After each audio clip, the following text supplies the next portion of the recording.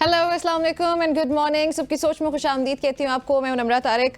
अभी 1971 के मुतालिक जो ट्वीट हुई थी, अभी उसका शोर शराबा, उसका तहलका जो मचा है वो ख़त्म ही नहीं हुआ था कि तहरीक इंसाफ की जानिब से एक और ट्वीट भी कल सामने आ गई है। और FIA ने पहले जो पिछले वाले ट्वीट के खिलाफ जो कल समाअत भी हुई है, बल्कि उस पर हसन रऊफ पेश भी हुए। सो अभी वो वाला मामला ही नहीं थमा था कि तहरीक इंसाफ की जानिब से एक और धमाकेदार किस्म की ट्वीट का सामने आना जिसमें बाकायदा तौर पर इस्टेब्लिशमेंट को तस्वीर के साथ टारगेट करना और जो भी तनकीद का निशाना उनको बनाना। सो इस पे तहरीक इंसाफ, वो जो मैंने एक रोज़ पहले भी कहा था कि आ बैल मुझे मार वाला मामला कर रही है अपने साथ। सो क्या ये आ बैल मुझे मार वाली जो स्ट्रेटजी है तहरीक इंसाफ की, इसके पीछे चल क्या रहा है, ये क्यों हो रहा है और ये कर कौन रहा है, ये एक इंपॉर्टेंट सवाल है। ये प्रोग्राम में आज आगे जाके डिस्कस करेंगे। साथ ही बानी PTI को गैर मुअय्यना मुद्दत तक जेल की सलाखों के पीछे रखने के लिए ऑप्शंस मौजूद हैं। तोशाखाना रेफरेंस 2.0 दायर करने के लिए दुरुस्त वक्त का इंतजार है। ये अंसार अब्बासी साहब की कल जंग में जो है वो उनकी ये खबर छपी है और उसके मुताबिक ये दूसरे केसेस भी तैयार किए जा रहे हैं। बुशरा बीबी भी इसमें शामिल हैं बाय द वे। और चीफ इलेक्शन कमिश्नर की सरबराही में 4 रुकनी बेंच का बानी PTI के खिलाफ फैसला।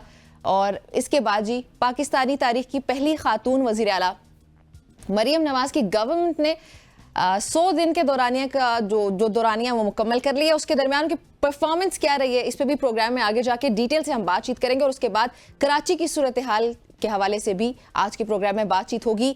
जो सूरत हाल है वो बर्दाश्त से बाहर है, शहरियों को असलहा रखने की इजाज़त दें। मुस्तफ़ा कमाल ने ये कहा है, ये एक इंपॉर्टेंट स्टेटमेंट है कि क्या this is the solution Karachi के लिए। जो भी वहाँ पे क्राइम रेट बढ़ता चला जा रहा है, उसका क्या ये सोल्यूशन है कि वहाँ पे हर किसी के पास असलहा मौजूद होना चाहिए, या इसके कोई और भी रास्ते हो सकते हैं इसके जो सोल्यूशन की तरफ जा सकते हैं। एनी हाउ, सियासत के फ़रोग के लिए पाकिस्तान रेलवे की जानिब से गोलरा स्टेशन इस्लामाबाद पर सफारी ट्रेन का इफ्तिताह। और सफारी ट्रेन हर इतवार रावलपिंडी रेलवे स्टेशन से अटक के लिए रवाना होती है। आज सफारी ट्रेन की सैर हम आपको करवाएंगे। और फिर उसके बाद कराची मलीर बकरा मंडी भी अभी तैयार हो चुके हैं, सजने को तैयार है।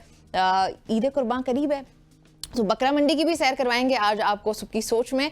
और फिर इस्लामाबाद में सर सैयद अहमद खान के नाम से जो एक सोसाइटी है वो मार्ज वजूद बहुत साल पहले से आ चुकी है। उस सोसाइटी में बच्चों और नौजवानों को मुआशरे का मुफीद फ़र्द बनाने में ये सोसाइटी क्या किरदार अदा कर रही है, ये भी हम देखेंगे। और फिर उसके बाद ही हम बात करेंगे सिंध में पोलियो वायरस का पहला केस रिपोर्ट हुआ। पाकिस्तान में पोलियो से मुतासिर होने वाले बच्चों की तादाद इस वक्त जो है वो 4 हो चुकी है। सो पोलियो के केसेस क्यों बढ़ते चले जा रहे हैं, ये भी प्रोग्राम में आगे जाके देखते हैं। लेकिन अभी coming back to the politics, to important news. बानी PTI को अदालतों से रिलीफ मिल रहा है। अगर देखा जाए तो पाकिस्तान तहरीक इंसाफ एक्सपेक्ट अदलिया से ही कर रही है, जुडिशरी से ही कर रही है कि उनको रिलीफ फराहम किया जाएगा। लेकिन at the same time Tehreek Insaf की जानिब से खुद के खिलाफ खुद ही केसेस बनाना, जैसे मैंने अभी इंट्रो में भी कहा था कि वो ट्वीट जो है, सिर्फ एक ट्वीट आपके लिए इतना बड़ा केस बन सकती है। मतलब जो खबरें आ रही हैं कि गद्दारी का केस तक भी बनाया जा सकता है। तो तहरीक इंसाफ को ये पता भी है कि उनके खिलाफ ये केसेस बन सकते हैं। So why are they doing it, ठीक है। लेकिन एनी हाउ, हुक्काम के पास साबिक वजीर आजम को गैर मुअय्यना मुद्दत तक जेल की सलाखों के पीछे रखने के लिए ऑप्शंस इस वक्त भी मौजूद हैं। अगर तहरीक इंसाफ ये समझ रही है कि उनके पास सिर्फ साइफर केस रह चुका है, इद्दत case, so I don't think so कि सिर्फ इद्दत केस है। जिस तरह तैयारियां की जा रही हैं, ये खबर के मुताबिक अंसार अब्बासी साहब की खबर है, इसके मुताबिक भी मजीद ऑप्शंस पर गौर किया जा चुका है। तोशाखाना 2.0 की तमाम तर तैयारियां इस वक्त मुकम्मल कर ली गई हैं और एक के बाद एक करके बानी PTI के खिलाफ मुकदमा जहां एक तरफ खत्म हो रहे, वहां नए केसेस की तैयारियां भी हो रही हैं, जिससे PTI रहनुमा और कारकुनान में ये उम्मीद, अगर तहरीक इंसाफ की बात की जाए तो उनमें ये उम्मीद पैदा हुई है कि पार्टी के सीनियर तरीन रहनुमा चंद हफ्तों में ही जेल से बाहर आ सकते हैं। लेकिन सरकारी जराये की सोच इससे कुछ मुख्तलिफ हमें दिखाई देती है। 1971 के वाक़े के हवाले से बानी PTI की मुतनाज़ ट्वीट ने FIA को इमरान खान और फिर दीगर के खिलाफ एक और मुकदमा कायम करने पर गौर का मौका फराहम कर दिया है। और जो कल की ट्वीट की मैं बात कर रही हूँ वो एक और मौका फराहम करने के मुतरादिफ है। इमरान खान और बुशरा बीबी के खिलाफ नैब वाले तोशाखाना रेफरेंस 2 ये दायर करने के लिए दुरुस्त वक्त का इंतजार किया जा रहा है। ये अंसार अब्बासी की खबर है। जहांगीर जदून माहिर कानून है, इस वक्त हमारे साथ मौजूद हैं। उनसे जानते हैं कि ये कानूनी एतबार से तहरीक इंसाफ क्या कर रही है और कहाँ जा रही है। जहांगीर साहब अस्सलाम वालेकुम एंड गुड मॉर्निंग। जहांगीर साहब, आप मुझे सुन पा रहे हैं? आ रही है। ओके जहांगीर साहब, ये बताइएगा पाकिस्तान तहरीक इंसाफ जानबूझ के अपने खिलाफ ये क्या कर रही है? मतलब एक ट्वीट जो आपको ऑलरेडी इतनी ज्यादा ट्रबल में डाल रही है, उसके बावजूद कल एक और ट्वीट सामने आ रहा है। So what is this happening? ये देखें, उनको थोड़ा सा मुतात व्यवहार करना चाहिए और जो जो मजीद उनके ऑलरेडी केसेस चल रहे हैं उनसे निपटें और उनसे आगे निकले। तो अगर मजीद इस तरह अपने आप को उलझाते रहेंगे तो फिर और प्रॉब्लम क्रिएट हो जाएंगे। ज़ाहिर है, देखें ना, एक पार्टी है, उसके अंदर उनकी कमेटी है, उनके जो लीडर है उनको सोच समझ के वो बड़े डिफिकल्ट सिचुएशन में है, और बजाय इसके अपने आप को मजीद डिफिकल्ट सिचुएशन में डालने के उनको इस सिचुएशन से निकलना चाहिए। अच्छा, ये तोशाखाना 2.0 जो केस तैयार किया जा रहा है, दूसरा केस या उसके अलावा दीगर केसेस भी ऐसे हैं जो कि बन सकते हैं, वो क्या केसेस हैं, उनकी क्या तफसीलात हो सकती हैं अगर कानूनी एतबार से पूछूं तो? देखिए, मैं तो कोई कंसल्टेशन नहीं है मेरे साथ कि क्या केसेस बन सकते हैं, लेकिन मेरी एक बात मैं वाजे करता चला हूँ कि केसेस वही बनाएं जो जेन्युइन हो, जिनकी आपके पास एविडेंस हो, जो केस बनते हो। अगर आप पॉलिटिकली विच हंटिंग के लिए, पॉलिटिकल विक्टिमाइजेशन के लिए, एक बंदे को इनडेफिनेट पीरियड करने जेल के अंदर रखने के लिए केसेस बनाएंगे, तो वो केसेस जो है कुछ अरसे के लिए स्टैंड करेंगे, लेकिन जो ही वो किसी अपीलेट कोर्ट या कॉन्स्टिट्यूशनल कोर्ट के सामने आएंगे तो फिर ट्रायल और बाकी जो चीजें हैं वो फिर उसके टच स्टोन पे स्टैंड नहीं कर सकेंगे।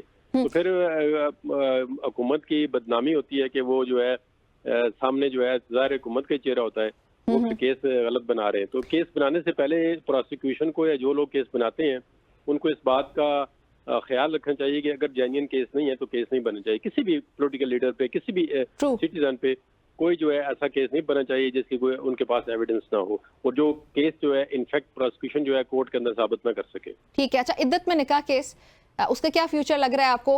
तहरीक इंसाफ ये एक्सपेक्ट कर रही है, अभी जुडिशरी से एक्सपेक्ट कर रही है कि सिर्फ जुडिशरी की तरफ से पाकिस्तान तहरीक इंसाफ को रिलीफ मिलेगा, और यही एक वाहिद केस रह चुका है, which I think is not right. इद्दत का केस तो बिल्कुल मेरी नजर में, मेरे असाब में जो है ये केस जो है नहीं बनाना चाहिए था कि एक पर्सनल, बिल्कुल एक पर्सनल वो तो इसमें लेकिन नो डाउट। जी जी, और वो जो शख्स जो है जो केस का मतलब एक कंप्लेनेंट है, जो मुद्दई है, वो खुद देखना उसका मतलब 1.5-2 साल तक उनके आपस में घरेलू तल्लुकात थे दोनों शख्सियात के, तो अभी उसके बाद वो खामोश रहा है, फिर अब वो किसी की माँ पे वो चल रहा है।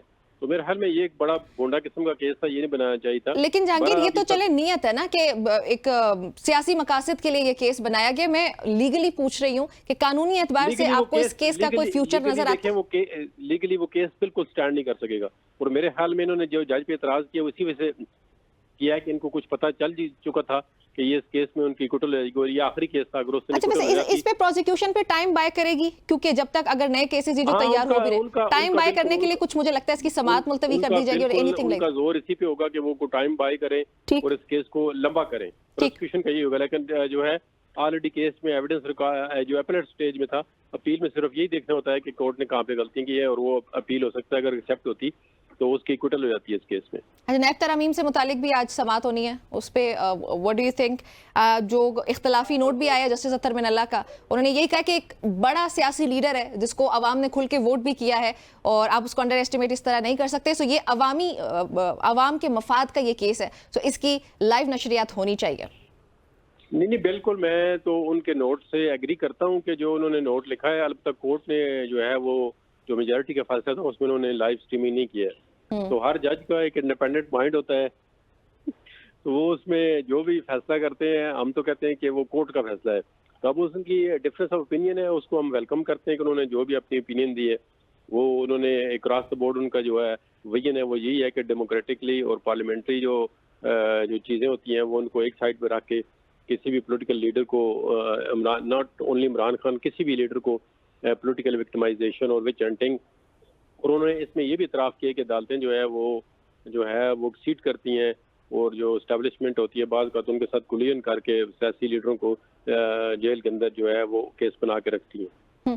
अच्छा, वैसे ये जो ट्वीट्स वगैरह के केसेस है, 1971 वाली शेख मुजीबुर रहमान, महमूदुर रहमान कमीशन, ये इस तरह के केसेस, या फिर जो कल ट्वीट किया गया है, FIA ऑलरेडी इस पे कार्रवाई करना शुरू कर भी चुकी है, बैरिस्टर गोहर कल पेश हुए, उसके साथ हसन रऊफ।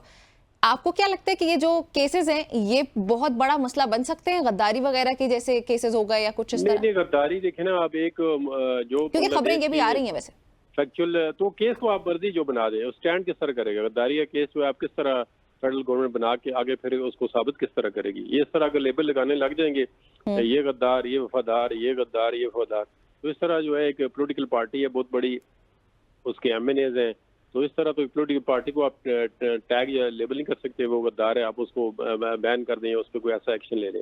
चलें अगर गद्दारी का लेट्स द थिंग्स जो से मूव स्मूथली।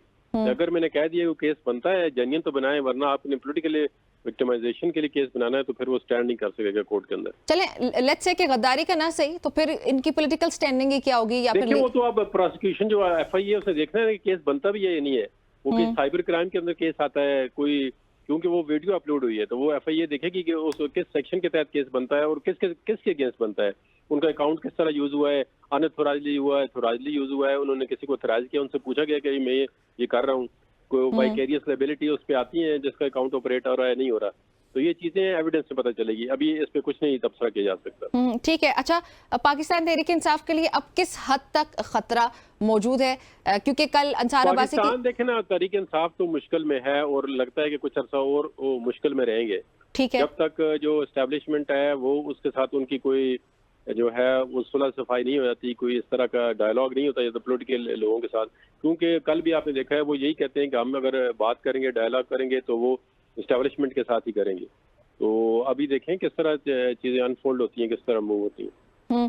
अच्छा, ये जो तोशाखाना 2 बन रहा है, ये इसकी तैयारियां, खबर ये है कि तैयारियां मुकम्मल कर, ये किन ग्राउंड्स पे बनाया जाएगा, ये क्या होगा? आएगा तो पता चलेगा कि उसकी एविडेंस क्या है, किस बेस पे केस बनाया गया है।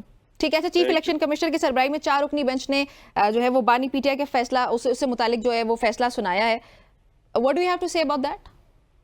अभी मैंने वो फैसला पढ़ा नहीं है, मेरे इल्म में नहीं, जब आएगा तो फिर उसमें कमेंट्स कर सकता हूँ। अच्छा, वैसे जो आज नैब तरमीम से मुतालिक ये होना है, समाअत होनी है, इस पे क्या लगता है आपको? इमरान खान साहब खुद दलाइल दे पाएंगे इस केस की? क्या कुछ आगे बढ़ता हुआ कैसे नजर आता है आपको? वो तो जब उनके एक साइड के दलाल, जाहिर है इमरान खान उसमें रिस्पोंडेंट है, वो लाजमी उनसे पूछेंगे, उनसे वकील से भी, तो जब उनका नंबर आएगा तो वो देंगे दलाइल कानून के मुताबिक, और मेरे ख्याल में उनको कोई सियासी गुफ्तगू करने की जो है इजाजत नहीं मिलेगी। अच्छा, इसकी लाइव नशरियात एक्सपेक्ट करें आज हम या नहीं? मुश्किल लग रहा है, तो डिसीजन हो चुका है, लाइव स्ट्रीम नहीं हो सकता केस। अच्छा, वैसे इख्तिलाफी नोट तो चलें, जस्टिस अतहर मिनल्ला साहब का एक तरफ है ना, अगर हम बाकी 4 जजेस की बात करें, उनका जो आर्ग्यूमेंट था कि फॉर एग्जांपल एडवोकेट केपी उनका, या फिर खैबर पख्तूनख्वा हुकूमत की उसमें ये नहीं आता है, उनके कमेंट्स पे आप क्या कमेंट करेंगे? अब उनकी देखे ना, ये तो एक इंडिपेंडेंट एक प्रोविंशियल गवर्नमेंट थी, उन्होंने ऑब्जेक्शन किया, उनका ऑब्जेक्शन जो है वो रूल कर दिए। वो आप एक पार्टी है, पार्टी जो है पीटीआई, तो उसमें अपना जो प्रोविंशियल गवर्नमेंट है वो जो भी दरखास्त दे सकती है, उसका राइट है। अब ये कोर्ट का काम है, उनकी एप्लीकेशन जो एक्सेप्ट होती है नहीं होती। ठीक है, thank you so very much for joining अस जहांगीर साहब, बहुत शुक्रिया मैं के लिए। नाज़रीन, गुफ्तगू आपने सुनी है, ये सूरत हाल, केस की समाअत भी हो रही है नैब तरमीम केस से मुतालिक। अब देखना यहाँ पे ये है कि क्या लाइव नशरियात होती है या नहीं होती। अवामी मफाद का जो एक जस्टिस अतहर मिनल्ला का इख्तिलाफी नोट है कि ये अवामी मफाद का केस है, सो इसकी लाइव नशरियात होनी चाहिए, जबकि बाकी 4 जजेस की हम अगर आर्ग्यूमेंट को देखें तो उनका आर्ग्यूमेंट ये है कि अवामी मफाद से मुतालिक ये केस नहीं है, और इसमें अगर खैबर पख्तूनख्वा के जैसे एडवोकेट ने लास्ट टाइम रिक्वेस्ट की थी जो कि मुस्तरद कर दी गई थी 4-1 से, सो उनका आर्ग्यूमेंट अपनी जगह पे वैलिड होगा या फिर ये इख्तिलाफी नोट वैलिड है, ये तो ऑब्वियसली हम लोग सब ने अपने ओपिनियन के बाद, जो भी हमारा ओपिनियन है उसके बाद जाके डिसाइड करना है। प्रोग्राम में एक ब्रेक शामिल करते हैं।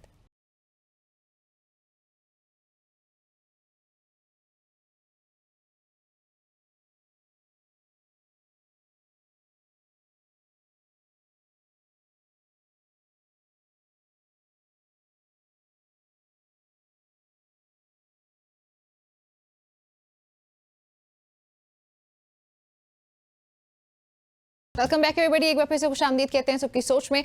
नाज़रीन, पाकिस्तानी हिस्ट्री की पहली खातून वज़ीर आला मरियम नवाज़ का नाम हमारे सामने आया था, और उनकी गवर्नमेंट के अब 100 रोज़ मुकम्मल भी हो चुके हैं। और इस साल 26 फरवरी को जब मरियम नवाज़ ने पाकिस्तानी हिस्ट्री में, मतलब पाकिस्तानी तारीख की पहली खातून वज़ीर आला के तौर पर पंजाब की वज़ारत आला का हल्फ उठाया था, तो मरियम नवाज़ के सामने बहुत सारे चैलेंजेस थे अपेरेंटली, और पंजाब अप्रैल में, मतलब आप कह सकते हैं 2022 से सियासी तौर पर अदम इस्तेहकाम का ही शिकार था। पॉलिटिकली अगर बात की जाए बहुत ज़्यादा सियासी अदम इस्तेहकाम पूरे मुल्क में ही, तो ख़ास तौर पे पंजाब में से ये सबसे बड़ा चैलेंज था। जबकि वज़ीर आला पंजाब जब वो बनी तो एक तरह से मरियम नवाज़ के लिए बहुत सारी बड़ी सियासी आजमाइशें उनके सामने थी और वज़ीर आला पंजाब 100 दिन से ज़्यादा का अरसा इस वक्त गुजार चुकी हैं, 100 दिन से ज़्यादा का अरसा हो चुका है। तो ऐसे में हुकूमत पंजाब ने तमाम महकमों की कारकर्दगी के बारे में रिपोर्ट जारी की है और हुकूमत पंजाब के इकदाम के तहत आटे की कीमत में वाज़े कमी हुई, रोटी बेकरी आइटम्स, ऐसे तो वैसे उन्होंने रोटी की कीमतें बड़ी कम कर दी थी। एक अलग बात है कि वो कम करना असल में वैलिड था भी या नहीं। एनी हाउ एक रिपोर्ट भी हमने तैयार की है कुछ हल्की फुल्की सी कि उनकी परफॉर्मेंस और कौन कौन से ऐसे प्रोजेक्ट्स जो हैं उन्होंने इस वक्त इंट्रोड्यूस करवाएं। सबसे पहले पंजाब हुकूमत की जो महंगाई के लिए उनके मुताबिक इनकलाबी इकदाम लिए गए हैं। 20 किलो आटे का थैला 1300 रुपये सस्ता हुआ, 10 किलो के थैले की कीमत में 700 रुपये की कमी हुई, सूजी का जो है वो 50 किलो का थैला 1700 रुपये सस्ता हुआ, बेकरी आइटम्स या फिर चिकन और रोटी की कीमतों में भी वाज़े कमी हुई। ये रिपोर्ट के बारे में बता रही हूँ। 6 अरब रुपए से कैंसर के मरीजों के लिए मुफ्त अद्वियात की फराहमी का आगाज़ किया गया। 8 अरब रुपए की लागत से इंसदाद स्मोक प्रोग्राम शुरू किया गया और 200 क्लिनिक्स ऑन व्हील्स फील्ड और हॉस्पिटल प्रोजेक्ट का भी आगाज किया गया। हुकूमत पंजाब की जानिब से 500 ज़रई ग्रेजुएट्स की भर्ती, 400 अरब का तारीख साज किसान पैकेज भी मुतारिफ करवाया गया, which is like obviously debatable. महकमा तामीरात और मवासलात के तहत 445 मिलियन रुपए का मरी जो है वो उस वहाँ पे एक प्लान शुरू किया गया। 30 अरब रुपए की लागत से घरानों के लिए रमज़ान पैकेज का आगाज़ भी किया गया और उसके साथ ही सुथरा पंजाब प्रोग्राम जो है मेट्रोपॉलिटन कॉरपोरेशन लाहौर और वासा की 397 स्कीमों की मंजूरी दी गई। ये कुछ ऐसे प्रोजेक्ट्स हैं जो इन 100 दिनों में इनका आगाज़ किया गया। उमर दराज ब्यूरो चीफ लाहौर हमारे साथ मौजूद हैं। उमर अस्सलाम वालेकुम।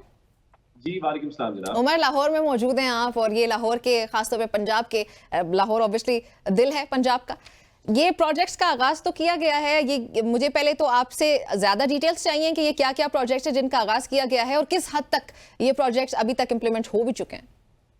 अच्छा, उसमें एक चीज हमें देखनी पड़ेगी कि गवर्नमेंट को अभी कोई 100 दिन हुए हैं, यानी अभी गवर्नमेंट को 6 महीने भी नहीं हुए, अब यूं कहिए गवर्नमेंट को 1 साल भी नहीं हुआ। इसमें जो पॉजिटिव चीज है, जो अच्छी चीज है, जिसकी तारीफ होनी चाहिए, वो ये है कि गवर्नमेंट के एंड के ऊपर ये इंटेंशन मौजूद है कि काम करना है, या उनको ये अंदाजा है कि आप डिलीवर करेंगे तो ही आपकी पब्लिक के अंदर कुछ ना कुछ एक्सेप्टेंस होगी या आपका उसके अंदर सर्वाइवल है। मैं कुछ मंसूबे आपके सामने रखता हूँ, कुछ के ऊपर सवालात भी हैं और कुछ अच्छी चीजें भी हैं, तो जो अच्छी चीजें हैं उनको अप्रिशिएट करेंगे और बाकी के ऊपर सवालात उठाएंगे।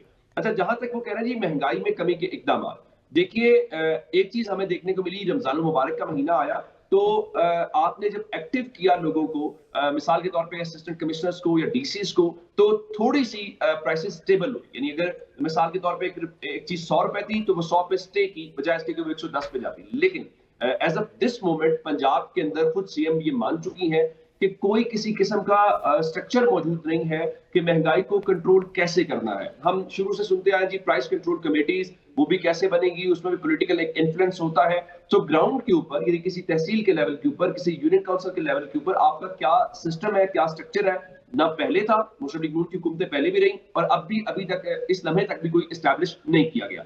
अच्छा उमर, यहाँ पे सॉरी टू इंटरप्ट यू, आपको इंटरप्ट कर रही हूँ, लेकिन महंगाई की कमी की बात हो रही है ना, तो महंगाई की कमी ऑन ग्राउंड मुझे कभी नजर नहीं आती है। अगर आप किसी होटल में, किसी रेस्टोरेंट में जाते हैं, आपको वो चिकन कढ़ाई उतने में ही मिलेगी, बल्कि महंगी आपको मिलती है। तो अगर चिकन की कीमतों में कमी की बात की गई है इस रिपोर्ट में भी, तो वो लागू क्यों नहीं हो रही, हमें दिखाई तो नहीं दे रही कहीं पे आवाम के लिए। जाहिर है इस तरह की हो भी नहीं सकती कि आप ये कहें कि कोई 30% या 20% कम हो गई है। जाहिर है माइनर सा उस पर गवर्नमेंट क्लेम करिए और गवर्नमेंट का आपको पता होता है कि वो क्रेडिट ज्यादा लेती है।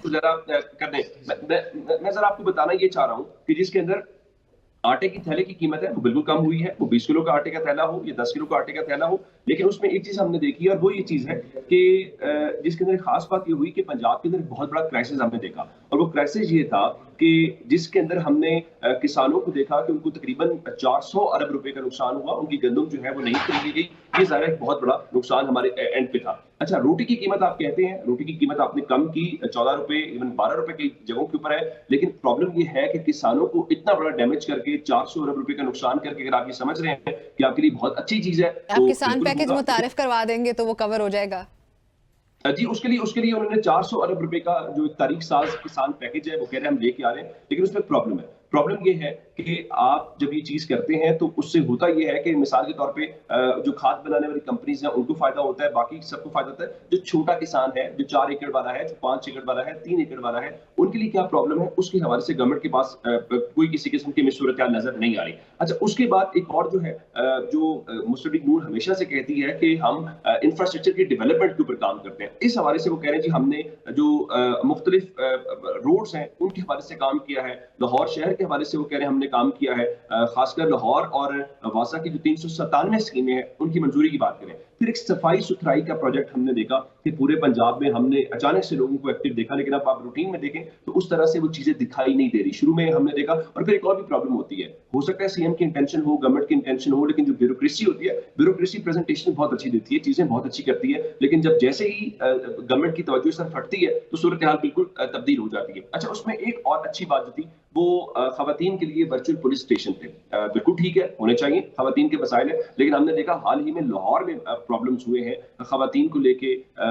अभी हालिया एक खातून थी जिनके ऊपर उनके शौहर के ऊपर उन्होंने इल्जाम लगाया। तो कहने का मतलब यह प्रोजेक्ट्स बहुत अच्छे होंगे, सारी गवर्नमेंट्स आती हैं, हम उनको देखते हैं, लेकिन मसला इम्प्लीमेंटेशन का है। लेकिन जब गवर्नमेंट को हम ये सवाल करते हैं तो वो ये भी कहते हैं थोड़ा सा ग्रेस पीरियड दे दीजिए। 3 से 6 महीने का गवर्नमेंट का ग्रेस पीरियड होता है, और सिस्टम को समझने के लिए, उसको स्मूथ करने के लिए, उसके बाद जो है आप बेहतर अंदाज में उसको आगे लेके चलते हैं। फिर एक रमजान पैकेज था जो 30 अरब रुपए का था, लेकिन उसमें बड़े बुनियादी सवाल उठे। सवाल ये था कि क्या वो मुस्तहिक लोगों तक पहुंचा, उसकी प्रॉब्लम क्या थी? उसकी प्रॉब्लम ये थी कि आपके पास डेटा नहीं था। आपने जो पुराना डेटा था, मिसाल के तौर पे बेनजीर इनकम सपोर्ट प्रोग्राम का, आपने उसके ऊपर रिलाई किया, लेकिन हमने इसके ऊपर सवाल उठाए। उमर, आपने ग्रेस पीरियड की बात की है कि गवर्नमेंट को थोड़ा टाइम देना चाहिए, थोड़ा स्पेस देना चाहिए ताकि वो परफॉर्म भी कर सके। मुझे याद है जब पीटीआई की हुकूमत आई थी 2018 में, तो उस्मान बुज़दार की परफॉर्मेंस में तो 100 दिन के अंदर ही बहुत सारे सवालात उठा लिए थे नून लीग ने। सो अपने एंड पे जब उनके स्टैंडर्ड्स कुछ और हैं, दूसरे के लिए कुछ और स्टैंडर्ड्स हैं, अभी भी तो फिर उनको ये याद रखना चाहिए कि 100 दिन में अगर उस्मान बुज़दार को बहुत सारा परफॉर्म करना चाहिए था तो मरियम नवाज को क्यों नहीं परफॉर्म करना चाहिए? नहीं, ये बात ठीक है। गवर्नमेंट जब पहले दिन ओथ लेती है तो गवर्नमेंट कुछ दिन से अकाउंटेबल होती है। उसकी वजह ये होती है कि आप इंतखाब में मंशूर देते हैं, आप नारे लगाते हैं, आप कहते हैं कि हम ये काम करेंगे, लेकिन जब आप से पूछा जाता है तो फिर आप कहते हैं मैं ग्रेस पीरियड में, क्योंकि पहले आप कहते हैं हमारा होमवर्क तैयार है, हमारी टीम तैयार है, हमें बस मौका दें और हम आएंगे और डिलीवर करेंगे। लेकिन जब ग्राउंड पे आते हैं तो सारी चीजें बहुत मुश्किल हो जाती हैं। लेकिन मैं आपको एक चीज बताना चाहता हूँ कि उनके लिए प्रॉब्लम क्या है। उनका ख्याल शायद ये हो कि हम सोशल मीडिया के ऊपर या टीवी के ऊपर वो तशहीर से चीजें हो जाएगी। मेरा नहीं ख्याल। आप ग्राउंड के ऊपर एक इम्पैक्ट क्रिएट नहीं करेंगे, एक आम आदमी को ये नहीं लगेगा कि उसकी जिंदगी में आप आसानी लेके आए हैं, और खासकर जो नौजवान नस्ल है, यूथ है, उसको आप अपने साथ कनेक्ट नहीं करेंगे तो शायद ये चीजें आपको इतनी फायदेमंद नहीं होगी। गो के मुस्लिम लीग नून कह रही है कि हमने मोटर बाइक्स का प्रोजेक्ट है, हमने लैपटॉप्स का प्रोजेक्ट रखा है, बाकी चीजें हैं, जो वाईफाई के स्पॉट्स हैं लाहौर में वो है, बहुत सारी चीजें हैं, लेकिन ये सारी की सारी चीजें ग्राउंड के ऊपर तो बड़ी अच्छी हैं, प्रेजेंटेशंस में तो बड़ी अच्छी हैं, लेकिन असल बात ये है कि जब उसकी इंप्लीमेंटेशन हो, लोगों को महसूस हो, वही डिफरेंस क्रिएट कर सकता है। अदरवाइज ये सारी की सारी जो एफर्ट्स हैं वो हमें उस तरह से दिखाई नहीं यूथ देगी। का आपने जिक्र किया, यूथ और ख्वातीन दोनों के लिए मैं पूछना चाहूंगी कि मरियम नवाज की गवर्नमेंट ने अभी तक उनके लिए क्या किया है, या अगर आपके वो पुरानी वाली बात है कि ग्रेस पीरियड अभी उनको देना चाहिए, थोड़ा टाइम देना चाहिए, लेकिन फिर भी इंट्रोड्यूस क्या करवाया?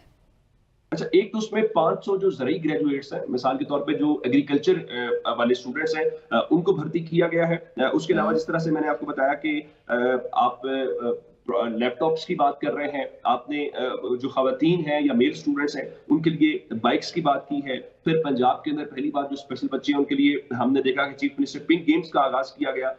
ये सारे के सारे वो प्रोजेक्ट्स हैं जो वो यूथ को लेके आना चाहते हैं। फिर जो मरियम नवाज की पहली स्पीच थी उसमें हमने देखा कि वो कह रही थी कि हम नौजवानों को बिला सूद कर्जे देंगे। फिर पहली स्पीच में उन्होंने ये भी कहा था कि हम ये चाहते हैं कि हमारे जो स्टूडेंट्स हैं वो बाहर पढ़ने जाएं अच्छे इदारों के अंदर, और वहां से उनका एक्सपोजर अच्छा हो, वापस से अपने मुल्क की खिदमत करें, और उनका तमाम तर जो खर्चात हैं वो हम उठाएंगे। लेकिन एक चीज उसमें है, हमें थोड़ा सा और इंतजार करना पड़ेगा। इंतजार से मुराद ये है कि गवर्नमेंट अगले चंद दिनों के अंदर, विद इन डेज, जो है वो पंजाब का बजट देने जा रही है। लोग एक बजट दिया था, लेकिन वो इंटरिम बजट था, वो एक तो अप्रूवल देना था आपने जो पिछली गवर्नमेंट इंटरिम थी उसके बजट को, फिर अपने अखराजात का था। अब ये पंजाब हुकूमत का पहला बजट होगा। इस बजट में गवर्नमेंट की डायरेक्शन का हमें पता चल पाएगा कि आप जो बातें कर रहे हैं वो सिर्फ बातें हैं या ग्राउंड के ऊपर आप वाकईतन उसको डिलीवर भी कर रहे हैं। अच्छा, वैसे इससे पहले पाकिस्तान मुस्लिम लीग नून की हुकूमत में शहबाज शरीफ जो है वो भी सीएम रहे हैं पंजाब में। तो अगर हम लोग ये बात करें कि पीएमएलएन अपने दौरे हुकूमत में जो वादे करती है, जो प्रोजेक्ट्स इंट्रोड्यूस करवाती है, वो किस हद तक पूरे भी होते हैं? अब शहबाज शरीफ की मिसाल हमारे सामने है, तो उस पर अगर मैं ओवरऑल आपसे कहूँ कि बात करें तो how would you do that? अच्छा, उसमें एक दो चीजें हैं। मुस्लिम लीग नून का हमेशा से जो नंबर 1 जिसको वो कहते हैं ना पोस्टर प्रोजेक्ट, वो रहा है कि हम जनाब रोड्स बनाएंगे, हम मोटरवेज बनाएंगे। नंबर 2 उन्होंने तरीका ये निकाला कि हम लैपटॉप्स देंगे। लेकिन हमने 8 फरवरी के इलेक्शन में ओवरऑल देखा है कि अब ये चीजें कुछ ज्यादा सेलेबल नहीं है। अब लैपटॉप लोग खुद खरीद लेते हैं।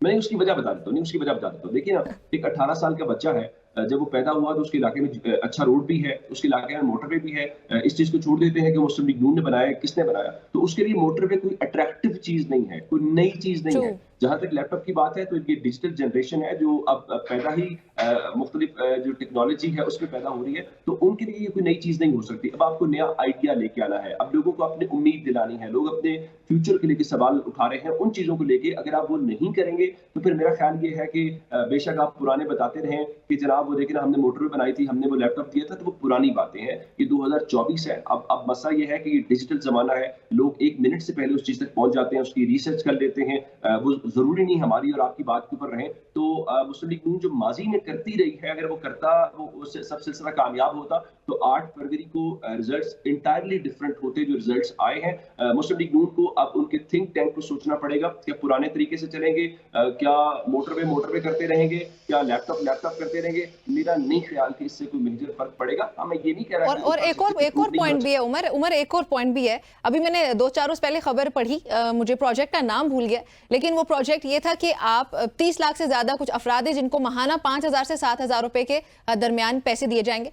अब अगर सेंसिबली उन्हीं पैसों को अगर आप वैसे ही खैराती तौर पे किसी को देने से बेहतर है कि आप कोई प्रोजेक्ट इंट्रोड्यूस करवाएं, वो कहीं पे इन्वेस्ट करें ताकि लोग आए, वो स्किल सीखें और खुद कमाएं। हमने आवाम को भिखारी क्यों बना दिया है कि वो 5,000 रुपए का पूरा महीना इंतजार करते रहेंगे एक चारपाई पे बैठ के? So ये प्रोजेक्ट उसमें एक चीज है, देखिए बिजनेस करने का मौका या जॉब अपॉर्चुनिटीज क्रिएट करना, वो आपको करना चाहिए। लेकिन कुछ वल्नरेबल पार्ट होता है सोसाइटी का, उनको आप फौरी तौर पे फर्स्ट हैंड आपको इंफॉर्मेशन उनको देनी होती है। आपने वो 2% होगा, 5% होगा ना, ये तो 100% कोई वल्नरेबल बनाने को जस्टिफाई नहीं कर सकते हम इस तरह के प्रोजेक्ट्स। नहीं, जाहिर है गवर्नमेंट का काम जो है वो इस किस्म के फंड्स देना नहीं है। गवर्नमेंट का काम जॉब अपॉर्चुनिटीज क्रिएट करना है। गवर्नमेंट का काम ऐसा माहौल क्रिएट करना है जिसमें लोग ज्यादा से ज्यादा पैसा बना सके, लोग ज्यादा से ज्यादा अपना फ्यूचर सिक्योर कर सके। तो मेरे ख्याल से ये बात हम बार बार देख भी रहे थे, और इवन नवाज शरीफ साहब की कुछ मुलाकातें मरियम नवाज साहबा के साथ जो सफीरों के साथ हुई हैं, अभी हाल ही में कतर के सफीर से मिले हैं, वो यही कह रहे हैं कि हम पंजाब को एक कारोबार का हब बनाना चाहते हैं, हम चाहते हैं यहाँ पे कंपनीज आए, हम चाहते हैं यहाँ पे सरमायाकारी हो। ये एक बड़ा चैलेंजिंग काम है। अच्छा, वो ये चाहते हैं कि सरमायाकारी हो, सब कुछ हो, लेकिन मुझे समझ ये भी नहीं आ रहा कि इसको अचीव कैसे करेंगे। ये गवर्नमेंट को अब अगर 90 रोज से ज्यादा का अरसा हो भी चुका है, तो इसमें ये अचीव कैसे होगा, ये भी एक क्वेश्चन है। उमर लाइन ड्रॉप हो गई है, हम उमर को दोबारा से अपने साथ लेने की कोशिश करते हैं, बातचीत को आगे बढ़ाएंगे। ये उमर आ चुके हैं, बल्कि उमर आप हमें सुन पा रहे हैं? जी, मैं सुन पा रहा हूँ। अच्छा, उमर मैं कह रही थी कि ठीक है, गवर्नमेंट चाहती है और उन्होंने अलल ऐलान यही कहा है कि हम चाहते हैं कि इन्वेस्टमेंट हो और बिजनेस अपॉर्चुनिटीज क्रिएट की जाएं, जॉब्स लाई जाएं, लेकिन ये अचीव करना भी तो एक टारगेट है ना। सिर्फ अनाउंस कर देना, जाके ऐलान कर देना किसी भी मुल्क में बैठ के, वो तो आसान है। जी, मैं वही कह रहा था कि असल बात ये होती है कि प्रेजेंटेशन बड़ी खूबसूरत होती हैं, डॉक्यूमेंटेशन क्या ही शानदार होता है, बड़ी बड़ी कॉपीज आपके सामने पड़ी हूँ, स्लाइड शानदार हूँ, मीडिया को आप टिकट्स जारी कर दें, आप प्रेस कॉन्फ्रेंसेस कर दें, ये बातें यहाँ तक ठीक होती हैं। लेकिन जब आप ग्राउंड के ऊपर जाते हैं, मिसाल के तौर के ऊपर पब्लिक से, जब लोग जो हैं जो बराह रास्त फ्रीक होते हैं, उनकी राय क्या है, वो क्या समझते हैं, असल बात वही होती है। और मेरे ख्याल से इस बात की रियलाइजेशन मरियम नवाज को है। मैं ये बात क्यों कह रहा हूँ, इसलिए कह रहा हूँ, अगर आपने देखा होगा कि नवाज शरीफ पंजाब में खासे इन्वॉल्व है, वो मीटिंग में बैठते हैं, वो इवन कुछ सबीर मरियम नवाज से मिलने आए वहां पे बैठते हैं, लेकिन हमें सेंटर में वो दिखाई नहीं देते। उनको पता है मरियम नवाज का सर्वाइवल, मरियम नवाज की कामयाबी बुनियादी तौर पे शरीफ खानदान की कामयाबी से जुड़ा हुआ है, वरना उनके पूरे का पूरा जो फ्यूचर का प्लान है वो मेरा ख्याल है वो धराम से नीचे आ सकता है। तो नवाज शरीफ को अंदाजा है, इसलिए वो शायद शहबाज शरीफ के ऊपर इतना फोकस नहीं कर रहे, लेकिन मरियम नवाज को वो हर सूरत कामयाब करना भी चाहते हैं और कामयाब देखना भी चाहते हैं। अच्छा, एक और पॉइंट उमर मेरे जहन में है कि नए प्रोजेक्ट्स को इंट्रोड्यूस करवाना, अगेन वही बात है कि बड़ा आसान होता है, लेकिन क्या पंजाब गवर्नमेंट ने कभी ये भी सोचा कि जो ऑलरेडी प्लान्स या प्रोजेक्ट्स चले आ रहे थे उनमें मजीद बेहतरी लाई जाए, क्योंकि मेरे मुताबिक ये सिर्फ खबरों की हद तक और ये खबरों में आने के लिए नए प्रोजेक्ट्स को बड़ा इजीली, बड़ा कन्वीनियंटली अनाउंस कर दिया जाता है, लेकिन कभी असल में बेहतरी की नीयत के साथ जो पहले से प्रोजेक्ट्स बेहतर चल रहे थे उनको बेहतर करने की कोशिश की जाए। जी, ये एक बड़ा बुनियादी सवाल होता है कि जो गवर्नमेंट ने ऑलरेडी प्रोजेक्ट शुरू किए हुए हैं, क्या उनको कंटिन्यू वो किया घिस पिट जाएगा? जाते हैं पीछे। जी, मैं आपको बताना चाह रहा हूँ। मिसाल के तौर पे पंजाब में हॉस्पिटल्स की रिवैम्पिंग हो रही थी, उसको रिवैम्पिंग को कंटिन्यू किया गया है, मुख्तलिफ रूट शुरू किए गए थे। पंजाब हुकूमत से इवन मेरी बड़ी डिटेल्ड डिस्कशन हुई इंफॉर्मेशन मिनिस्टर के साथ, उनका जी हमने कोई जो प्रोजेक्ट है उनको रोक नहीं रहे। अगर कोई रोड बन रहा है तो रोड बनेगा। रिवैम्पिंग हॉस्पिटल्स की हो रही है तो रिवैम्पिंग होगी, लेकिन कुछ चीजें ज़ाहिर है होती हैं, उसमें पॉलिटिकल माइलेज भी उनका होता है, बाकी चीजें भी होती हैं, उसके ऊपर वो अपने लोग भी इंगेज करना चाहते हैं, अपने आप का फायदा भी लेना चाहते हैं, तो उस हद तक वो चीजें लगे। बाकी ओवरऑल हमने अप्रोच पॉलिटिकल पाकिस्तान के अंदर सिर्फ मुस्लिम लीग नून की बात नहीं कर रहा, कोई भी गवर्नमेंट हो तो कहती है चूंकि ये मनसूबा जिसका भी हो, उस मनसूबे के ऊपर कौम का पैसा लगा है, आवाम का पैसा लगा है, तो उसको खराब नहीं होना चाहिए, उसको कंटिन्यू होना चाहिए। Umar, thank you so very much for joining us. बहुत शुक्रिया हमसे बातचीत करने के लिए। नाज़रीन, गुफ्तगू आपने सुनी है। नवाज की गवर्नमेंट का 3 महीने का जो दौरानिया है वो मुकम्मल हो चुका है। अब वो 3 महीने से भी ऊपर बल्कि 10 रोज हो चुके हैं। ग्रेस पीरियड या उनको थोड़ा जो स्पेस देना चाहिए जिसमें वो परफॉर्म कर सकें, 6 महीने कर लेते हैं, 1 साल कर लेते हैं, परफॉर्मेंस वो भी हमारे सामने आ जाएगी। अगर ये एक आर्ग्यूमेंट है कि 3 महीने में परफॉर्मेंस नहीं इतनी ज़्यादा सामने आ सकती है, सिर्फ अनाउंस कर सकते हैं चीज़ें, प्रोजेक्ट्स को इनिशिएट कर सकते हैं, वो टाइम पीरियड हो चुका है मुकम्मल। अब जो अगले 3 महीने या 6 महीने कर लें, ये देखने का टाइम होगा कि क्या वाकई तौर पे इम्प्लीमेंटेशन भी हो रही है, जो कवानीन बनाए जा रहे हैं या फिर जो प्रोजेक्ट्स इंट्रोड्यूस करवाए जा रहे हैं, जो भी गवर्नमेंट लेवल पे जो कुछ भी किया जा रहा है वो पूरा भी हो रहा है या नहीं। एक ब्रेक शामिल करते हैं।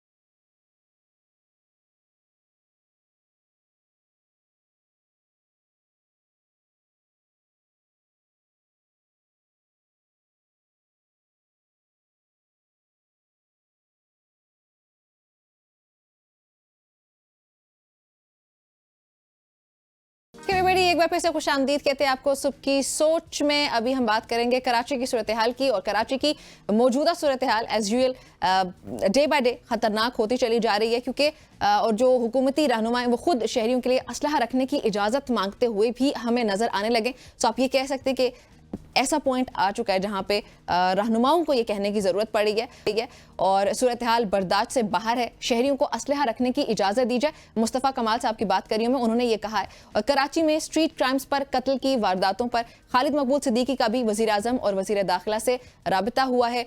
गली मोहल्लों में दंदनाते हुए जो दहशतगर्द हैं, जो गुंडे हैं, जब चाहे जिस वक्त चाहे किसी को भी मार देते हैं। अगर रिटेलिएशन होती है, नहीं होती, रेजिस्टेंस शो करता है, कोई नहीं करता, उसके बावजूद पिछले हफ्ते भी हमने खबर शेयर की थी, एक 27 साला नौजवान को मार दिया गया था। तो सिंध हुकूमत ने अवाम को डाकुओं के रहमो करम पर छोड़ दिया है, और चेयरमैन पीपल्स पार्टी बिलावल भुट्टो ने भी अरकान सिंध असम्बली की कारकर्दगी पर मायूसी का इजहार किया। क्या ये काफ़ी है या नहीं है, ये एक इंपॉर्टेंट क्वेश्चन है। और कराची की तबाही का जिम्मेदार कौन है, और जिम्मेदार पीपल्स पार्टी और MQM है। हाफिज नईमुर रहमान बहरहाल ये कह रहे हैं। तो इस पर बात करने के लिए इस वक्त हमारे साथ मौजूद हैं रहनुमा MQM फारूक सत्तार साहब। अस्सलाम वालेकुम। वालेकुम अस्सलाम जी। फारूक साहब, कौन जिम्मेदार है? हाफिज नईमुर रहमान साहब ने कहा है कि इसकी जिम्मेदार सिर्फ MQM और पाकिस्तान पीपल्स पार्टी है। मेरे ख्याल में अगर ऐसा है तो फिर जमात इस्लामी को भी खुद इसमें शामिल कर लेना चाहिए। हमने तो एक लिहाज से मजबूर होकर कोई भी वजह की जब बल्दियाती इंतखाबात का बॉयकॉट किया था, तो ये तो एक लाटरी लग गई थी ना हाफिज नईमुर रहमान के जमात इस्लामी की, उनका अब मेयर बहुत आसानी से आ जाएगा। लेकिन शायद उनका आर्ग्यूमेंट ये कि गवर्नमेंट में रहे ना आप लोग, पीपल्स पार्टी गवर्नमेंट में, आप भी अलायंस में हमेशा शामिल ही रहे। कब रहे बताएं? अभी पीपल्स पार्टी की गवर्नमेंट है नहीं, ऐसा नहीं। सूबाई हुकूमत में हम कब रहे बताएं ना। 15 सालों में हम कितना अरसा सूबाई हुकूमत में रहे, ये उनकी चौथी हुकूमत बनी। आप बताएं उसमें हम कितना अरसा रहे। बिल्कुल शुरू में हम थोड़ा अरसा रहे थे, उसके बाद से जो हमने सूबाई हुकूमत में उन्हें खुदा हाफिज कहा है, और मरकज में भी अगर रहे तो इस हद तक रहे कि शायद वहां से कोई खलासी हो जाए, शायद वहां से कराची को ओन कर लिया जाए, शायद वहां से कराची को बचाने और बनाने का फैसला किया जाए, उसे अपना लिया जाए, ताकि जिस शाख पे पूरा मुल्क बैठा, इसके हुक्मरान बैठे, इस्लामाबाद रावलपिंडी बैठा, कराची चलता है तो पाकिस्तान चलता है, और जिस शाख पे सब बैठे में उसे अगर काट रहा है कोई अपने जमाती, गिरोही और जाती मफादात के लिए, लूट खसूट का बाजार गर्म है। हर सूबाई वजारत और महकमा और इदारा जो है वो पीपल्स पार्टी की दोनों हाथों से नहीं बल्कि हर तरह से कमाई का जरिया बना हुआ है, तो शायद मरकज से या वफाक से किसी की नजर पड़ जाए, इसलिए हम उस हुज्जत पूरी करने के लिए वफाक में हैं। और अब भी सोच रहे हैं कि अगर आज दोबारा वफाक में और वहां भी पीपल्स पार्टी खड़ी है और उसके बगैर पीएमएलएन का कोई गुजारा चारा नहीं है, तो उसे पीपल्स पार्टी मुबारक हो। हम जल्दी फैसला करेंगे कि हमें इस हुकूमत में कब तक रहना है। अभी 3 माह हुए, ज्यादा माह नहीं हुए इस हुकूमत को बने या इंतखाबात को हुए, तो इसलिए थोड़ा चांस देना शायद बनता है। और इसीलिए बार बार वजीर आजम से मिलने की कोशिश कर रहे हैं, वजीर मनसूबाबंदी एहसन इकबाल से भी मिल रहे हैं, वजीर खजाना को भी कुछ खरी खरी इंशाल्लाह सुनाएंगे बजट की तकारीर में। आपको ऐसा नहीं लगेगा कि हुकूमत में, आपको लगेगा सबसे बड़ी कड़ी और सख्त अपोजिशन एमक्यूएम है। अच्छा सर, वैसे आपने कराची को ऑन करने का जिक्र किया कि विफाक में आप लोगों की तरफ से कोशिशें हैं कि शायद कोई ऑन कर ले, तो प्रेजेंट गवर्नमेंट क्या विफाकी हुकूमत हमारी ऑन नहीं कर रही है कराची को? वफाकी हुकूमत जब हम मिलते हैं तो वजीर आजम जिस तरह ईमानदारी की बात है गर्दन हिलाते हैं और जिस तरह लगता है कि वो ऑन करना चाहते हैं और ऑन कर रहे हैं, लेकिन जैसे ही हम उनके कमरे से मेरे ख्याल में उठ के निकल के जाते हैं ना, उनकी तवज्जो आ जाती है उन मसाइल पर जो नाम निहाद बड़े कौमी मसले हैं ना, और जो एक सियासी कशीदगी है, पोलराइजेशन है, फिर ये सिर्फ सियासी जमातों के दरमियान कशीदगी नहीं है बल्कि ये इदारों और इदारों के दरमियान भी अब तो वाज़ेह तौर पर एक खुली जंग और खुली लड़ाई नजर आ रही है। एक कॉन्स्टिट्यूशन का ब्रेक डाउन मुझे आगे नजर आ रहा है, और जब एक आईनी मशीनरी कोलैप्स हो जाएगी, अल्लाह ना करे, तो फिर कौन सा इदारा किस इदारे के साथ मिलकर इस मुल्क में अमन और इस्तेहकाम को कायम रखने के लिए अपना किरदार अदा करेगा। ऐसा लग रहा है कि सबकी अना जो है वो सारी बातों पे हावी हो गई है।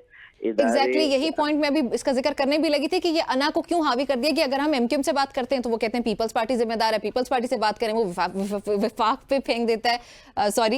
अब ये सारा मामला अगर इसी तरह चलता रहेगा कि एक दूसरे पे फेंक देंगे, एक दूसरे ब्लेम गेम चलती रहेगी, अगर ग्रेसफुली एक्सेप्ट कर लिया जाए कि हमसे ये गलतियां होती हैं, हम लोग गवर्नमेंट में रहे हैं या इल्हाक में रहे, जिस तरह भी रहे, इख्तियार तो सबके पास कहीं ना कहीं पे है ही ना, वो डिवाइडेड ही सही, तो अपनी गलतियां एक्सेप्ट करके एक बार बैठे टेबल पे और कराची के मसाइल को हल करें।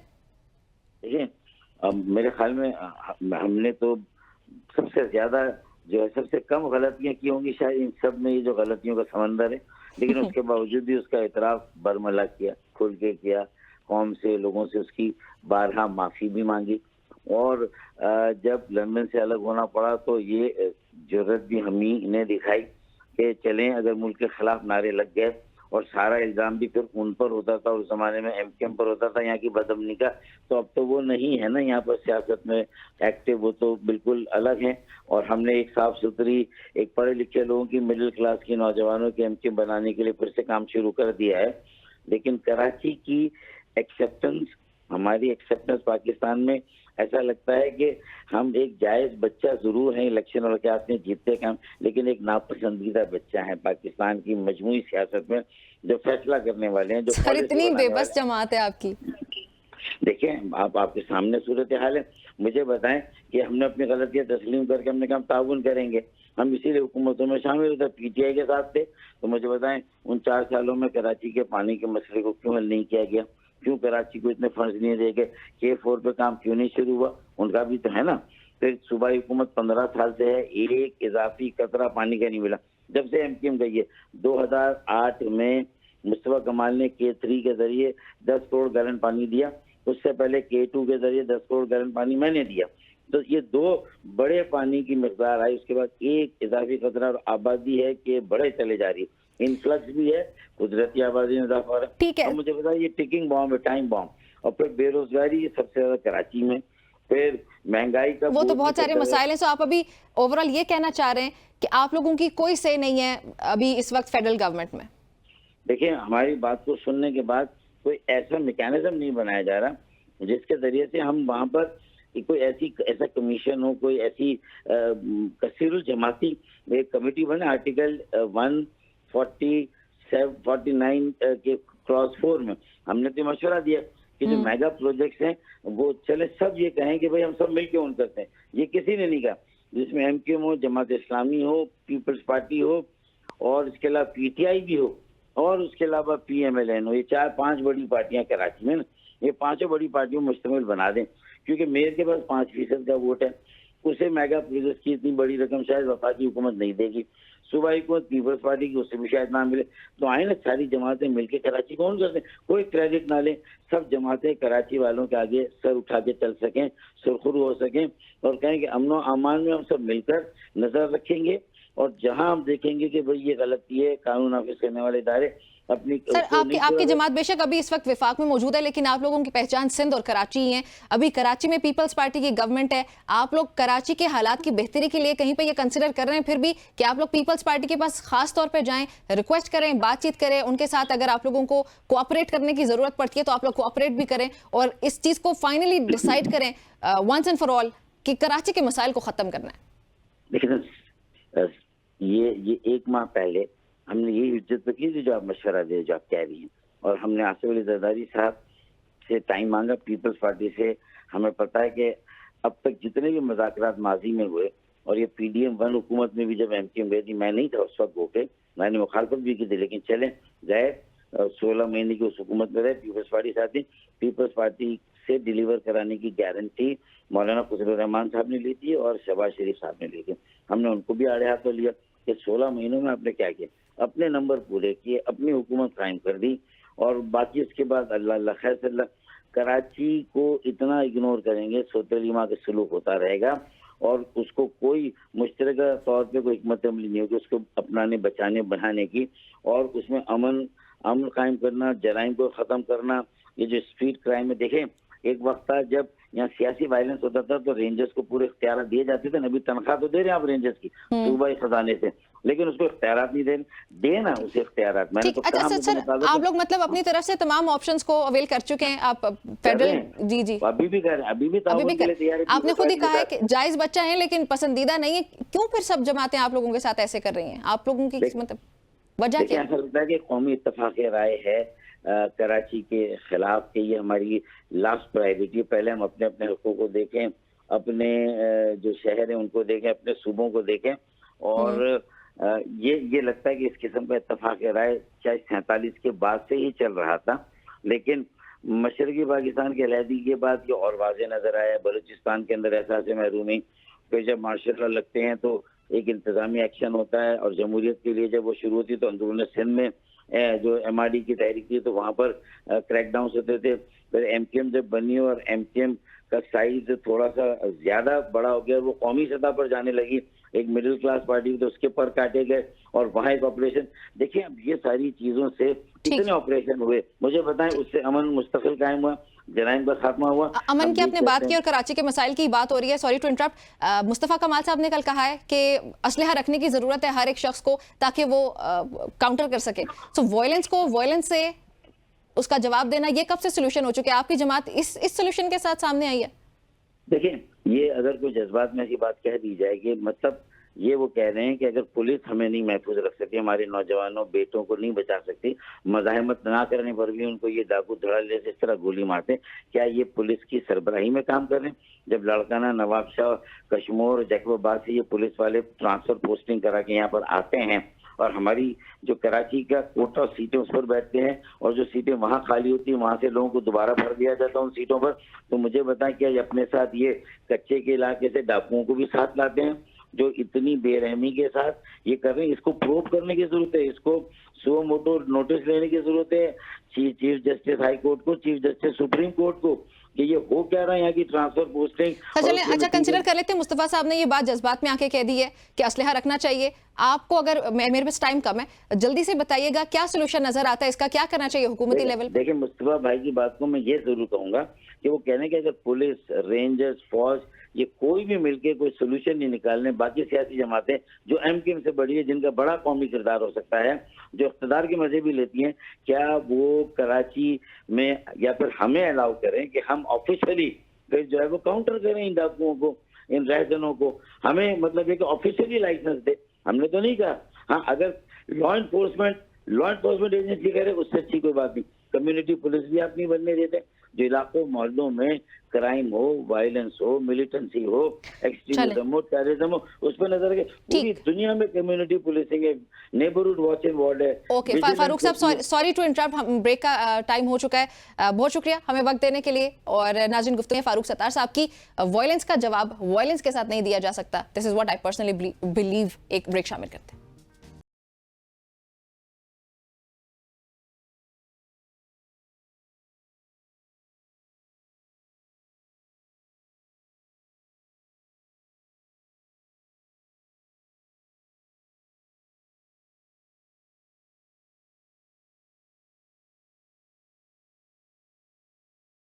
Welcome back everybody, welcome back. एक बार फिर सबको खुशामदीद कहते हैं सबकी सोच में। पाकिस्तान रेलवे की जानिब से गोरा स्टेशन इस्लामाबाद पर सफारी ट्रेन का इफ्तिताह किया गया है। और ये वो ट्रेन है, ये वो सफारी ट्रेन है जिसका विजिट हमने आपको करवाने के बारे में सोचा था। हमने एक प्रॉपर सेगमेंट डिज़ाइन किया और मैंने जाना था आप लोगों को सफारी ट्रेन दिखाने के लिए, लेकिन एक वजह से मैं नहीं जा सकी। बहरहाल मेरी टीम गई और सफारी ट्रेन को कवर किया है, क्योंकि ये सिर्फ इतवार के रोज़ चलती है, तो इतवार के रोज़ ही हमने जाना था। और मेरी टीम गई है वहाँ पे, उन्होंने आप लोगों के लिए बहुत खूबसूरत किस्म की रिपोर्ट तैयार की है कि सफारी ट्रेन है क्या, इसका मकसद क्या है और इसमें क्या क्या फैसिलिटीज़ आपको मिलती हैं।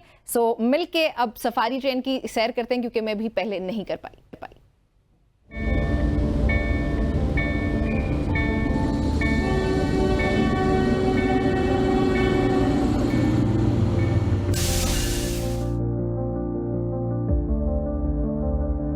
मेरा नाम अरसलान खालिद है और ये ट्रेन 21/4/2024 को स्टार्ट हुई है।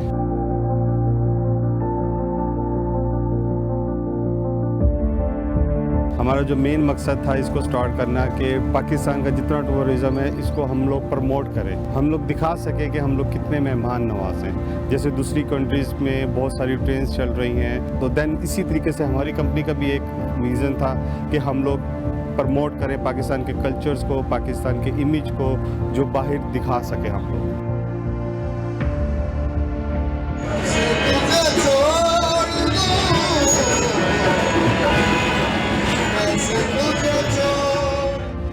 इसमें बेसिकली मतलब कि जैसे जो रेल जो हमारी स्टार्ट हुई है वो 1880 से स्टार्ट हुई है। और दैन जैसे गोल्डरा शरीफ है, वहाँ पर हमारे 2 म्यूज़ियम्स गैलरीज बनाई गई हैं, उसमें टोटल रेलवे के मुतालिक मालूमात हैं जो सबको आगाही मिलती है वहाँ से। रावलपिंडी से 8:30 बजे स्टार्ट हो जाती है, ठीक है। फर्स्ट ऑफ ऑल तो हमारा वेलकम होता है, जो बैंड्स के साथ सब तमाम पैसेंजर्स जितने भी होते हैं उनको वेलकम किया जाता है। दैन गोल्डरा टू रावलपिंडी टू गोल्डरा जो होता है वो हमारी ट्रैवलिंग हो रही होती है। दैन उसमें मैजिशियंस हैं, उसमें म्यूज़िक्स परफॉर्म करने वाले हैं। दैन गोल्डरा हमारा स्टॉप है, गोल्डरा में 2 हमारी गैलरीज हैं जिनको विज़िट करवाया जा रहा होता है।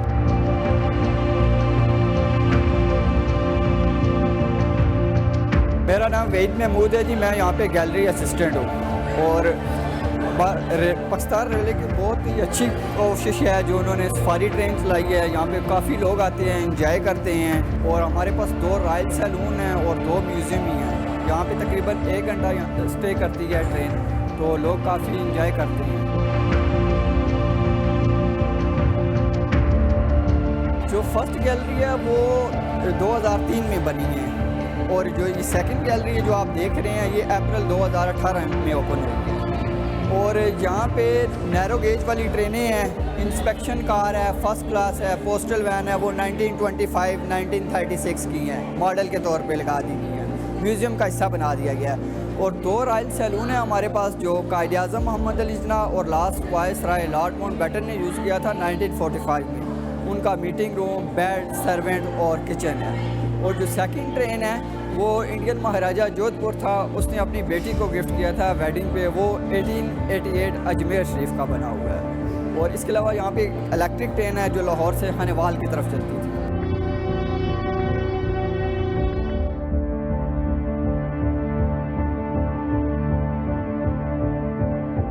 ट्रेन जो है इस हिस्से में 1861 में चली है, कराची से कोटरी तक, ठीक है। इसके अलावा हमारे पास कुछ सामान इंजीनियर का पड़ा हुआ है, जिस तरह आप देख सकते हैं कि लेवल है, स्केल है, उसके बाद थेडोलाइट है, कारपेंटर सेट है और पोस्ट के लिए कुछ सामान पड़ा हुआ है, उसमें पोस्ट का बैग है, स्टैंपें हैं, डिफरेंट लाइट्स हैं जो कैरोसिन ऑयल से जलती थी। उस वक्त तो बिजली नहीं थी, तो सिग्नल के तौर पे यूज़ करते थे। डिफरेंट लाइट हैं, उसमें ब्रास लैम्प वेटिंग रूम में स्टेशन मास्टर और ऑफिसर यूज़ करते थे। इसके अलावा आर्काइव्स हैं, पुराने रूल्स हैं ब्रिटिश के जो पड़े हुए हैं, जो वो अभी भी जो यूज़ करते हैं। और इसके अलावा हमारे पास एक चाबी है 1947 में, मेजर रफ़ी साहब हैं 1947 में 500 लोगों को बाय फादर ट्रेन में लेकर आए थे इंडिया से। काफ़ी लोग वो जो है ना पसंद करते हैं देखने के लिए। इसके अलावा हमारे पास बर्तन है जिसमें हिंदू और मुस्लिम अलग-अलग पानी पीते थे। वहाँ पे एक वाटर पंप लगा हुआ है, जब ट्रेन आके रुकती थी प्लेटफॉर्म पे, जो बंदे की ड्यूटी होती थी वो आवाज़ लगाता था मुस्लिम वाटर, हिंदू वाटर। वाटर तो सेम ही था, उस वक्त दोनों को में एक ही बर्तन में पानी नहीं पीती थी। जग गिलास मुस्लिम यूज़ करते थे और जो बोल गडवी है वो हिंदू यूज़ करते थे।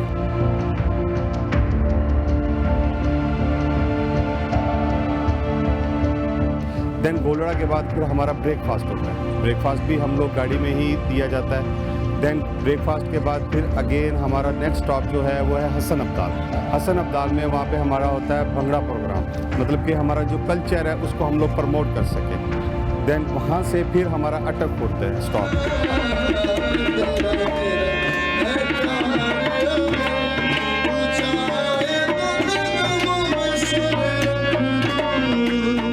तो मुझे बहुत अच्छा तजर्बा तो अच्छा लगा, तो ख़ास तौर पर तो अटक के पुल, तो मेरे ख्याल में तो पूरा पाकिस्तान में तो one of the most famous monuments है। और इसके अलावा तो स्टेशन मास्टर जहांगीर तो स्टेशन की तारीख़ के बारे में दिखाइए। और मैं वो एक्सपीरियंस, वो तजर्बा रिकमेंड कर सकता हूँ।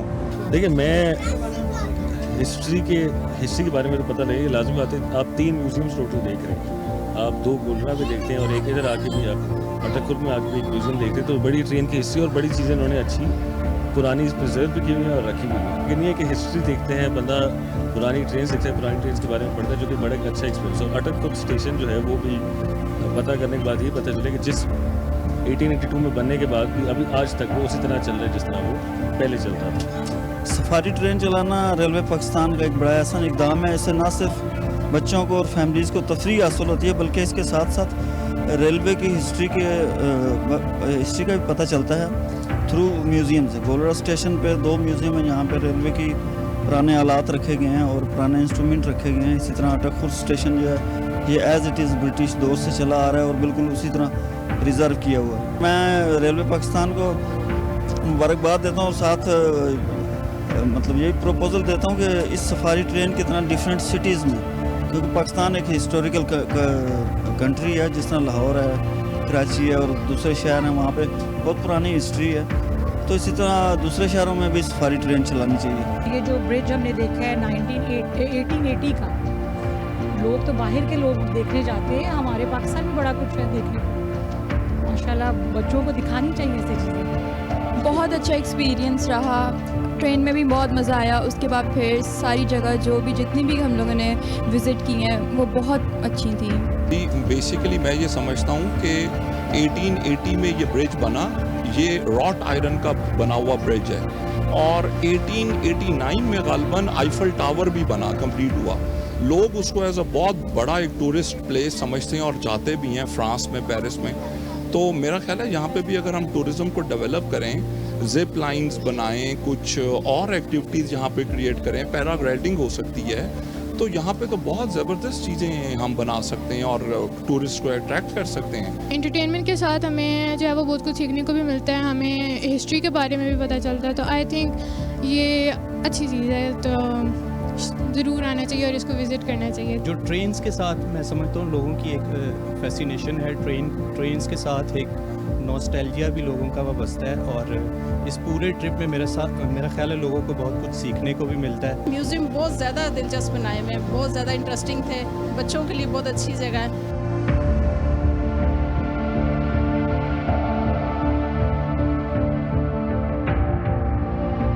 इंशाल्लाह हमारी प्लानिंग बन रही है, इंशाल्लाह जो वो बहुत जल्द जो है उनको बताया जाएगा भी, आवाम को आगाही दी जाएगी कि हम लोग इसको मज़ीद बढ़ाना चाह रहे हैं।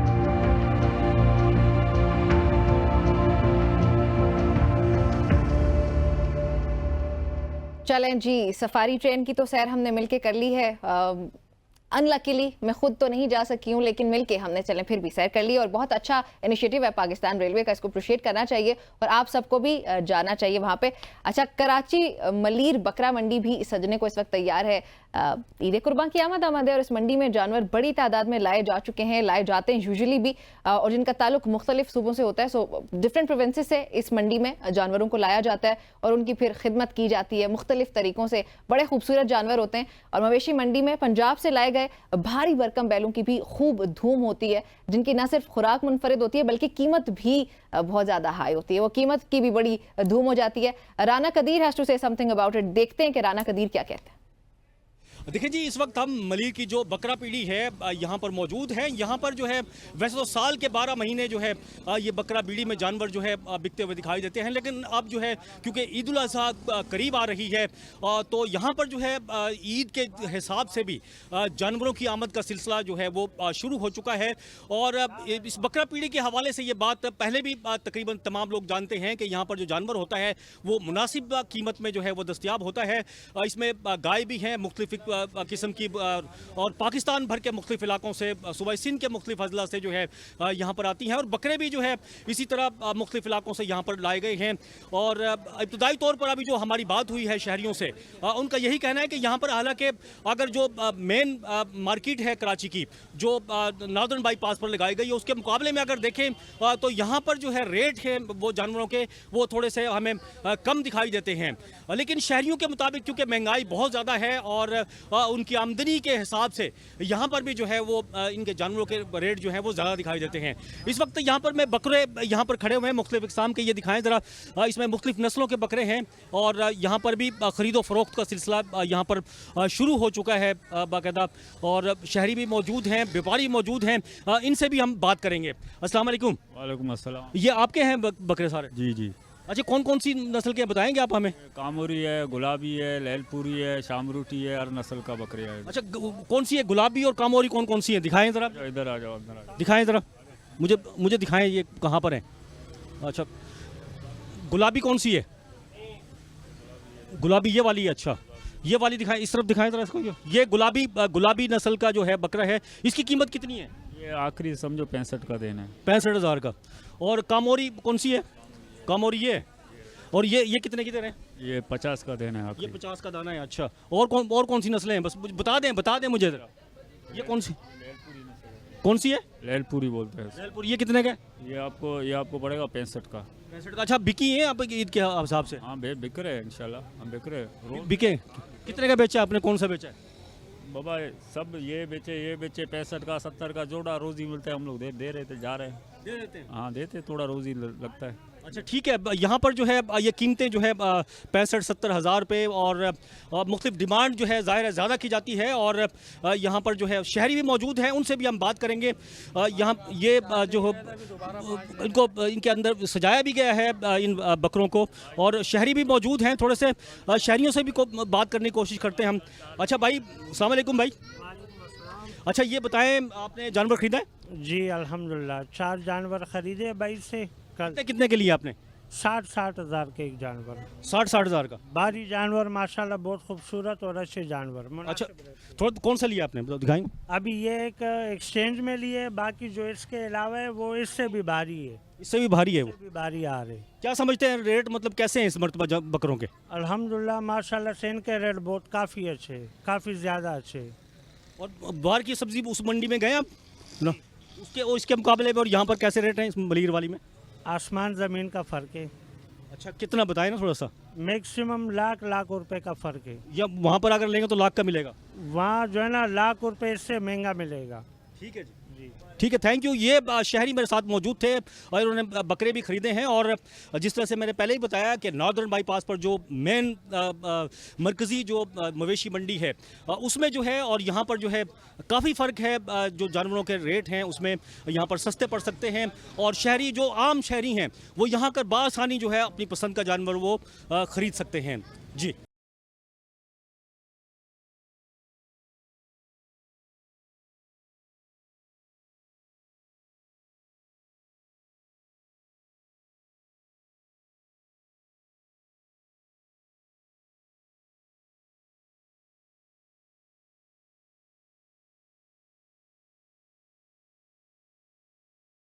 Welcome back everybody. एक बार फिर से खुशामदीद कहते हैं आपको सबकी सोच में। नाज़रीन, तालीम के बगैर मुसलमानों का मुस्तकबिल हमेशा से तारीक रहा या रहता है, हर किसी का भी, सिर्फ मुसलमानों की बात नहीं है, but obviously we are concern about Muslims.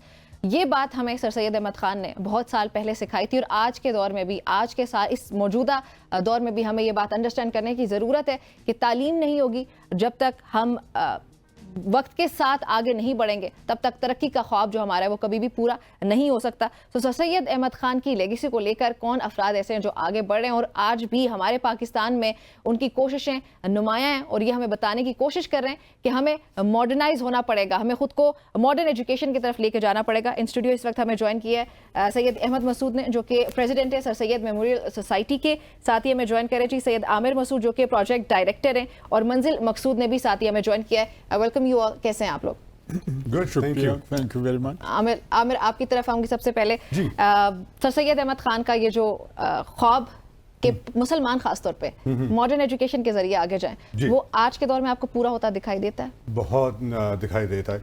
In fact जो टाइम, जिस टाइम पे वो जिंदा थे, it was a very exciting time. ठीक है, वो he was part of the industrial revolution, और उस वक्त हर रोज हर साल एक नया इनोवेशन, एक नया इन्वेंशन निकल रहा था that was changing society all together. और अब आप देखें हमारे टाइम पे हमने कंप्यूटर्स देखें, जब वो आए, we saw the internet, we saw smartphones, we saw robots, और अब the biggest invention of all, artificial intelligence. और already there are industry leaders in the world जो कह रहे हैं अब ये जो नया इंडस्ट्रियल रेवोल्यूशन है वो आ गया है अभी।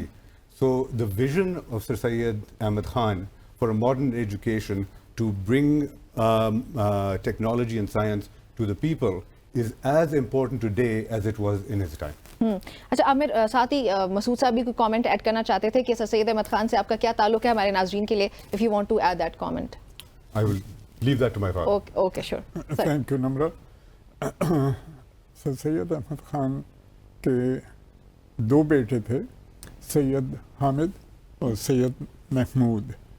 सैयद हामिद की सिर्फ एक बेटी थी, कोई बेटे नहीं थे।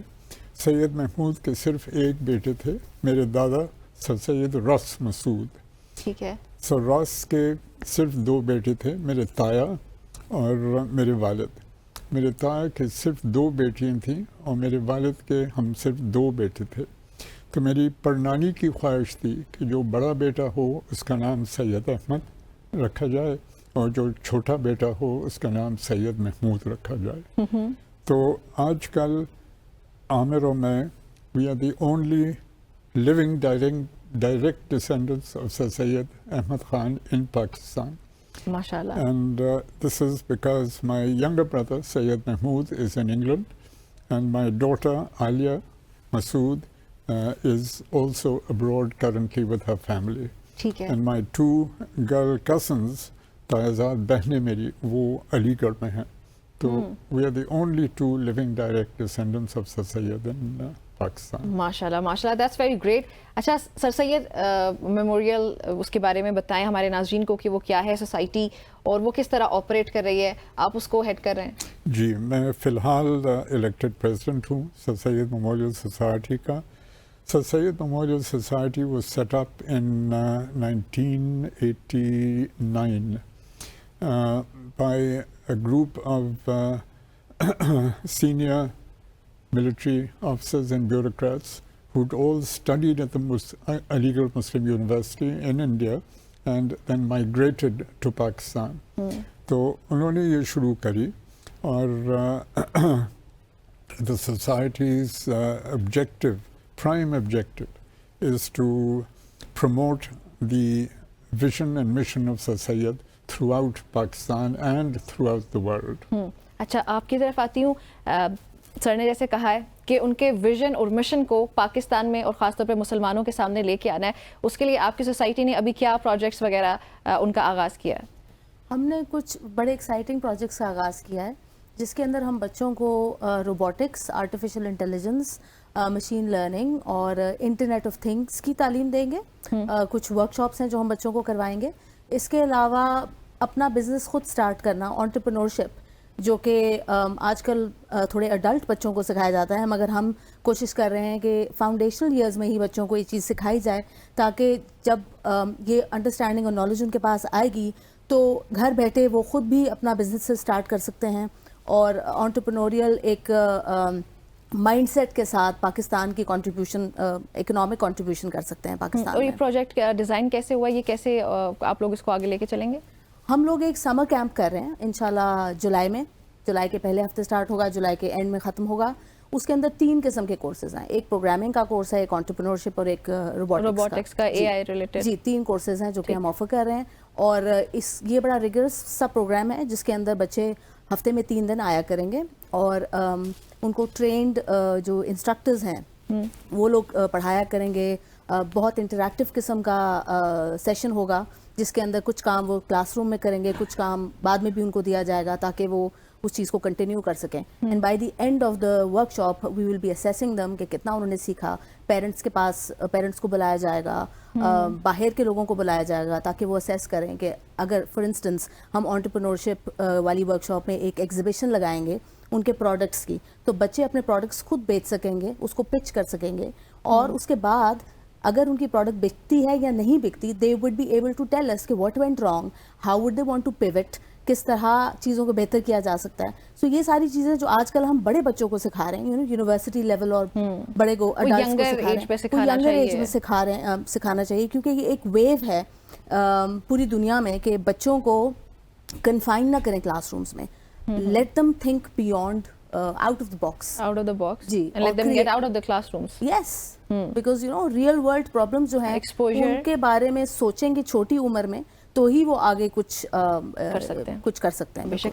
आमिर, ये जो आप लोगों का प्रोजेक्ट है सोसाइटी का, इंस्ट्रक्टर्स का इन्होंने बताया, वो इंस्ट्रक्टर्स फिर पाकिस्तानी बेस्ड है या फिर अपने पूरी दुनिया से इंस्ट्रक्टर्स वगैरह आ रहे हैं वॉलंटरीली और what? Well, no, the instructors are going to be chosen by Manzil through her company Oxbridge Innovative Solutions. They've been in the business for the past 10 years and done a great job. So she will be selecting the instructors, a good bunch of people.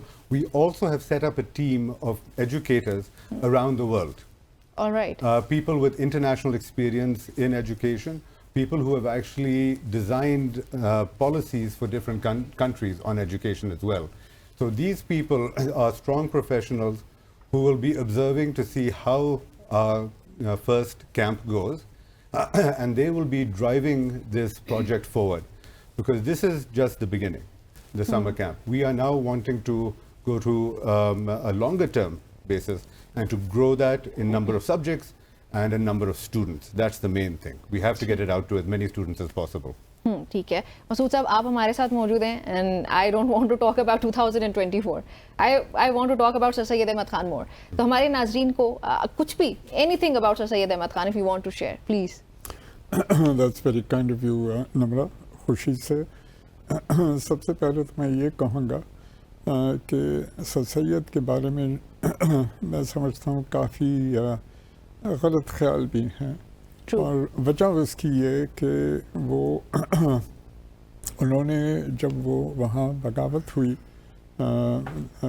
वो जो 1857 में हिंदुस्तान में, तो उन्होंने अपने दोस्तों से बहुत कहा, मेहनत करी उन्होंने कि आप खुदा के लिए इसमें शामिल ना हों बिकॉज़ जो आपके पास असला है, तलवारें, पुरानी बंदूकें, वो अंग्रेज़ों के जो असला है, जो मशीन गन्स हैं और तोपें हैं और रॉकेट्स हैं, उससे मुकाबला आप नहीं कर पाएंगे। आपको चाहिए कि उनकी ज़बान सीखें और उनसे बहस करें और उनको समझाएं और इस तरह से अंग्रेज़ों के साथ आप डील करें। और इस वजह से उन्होंने ये फिर MAO कॉलेज को उन्होंने ही founded the MAO college.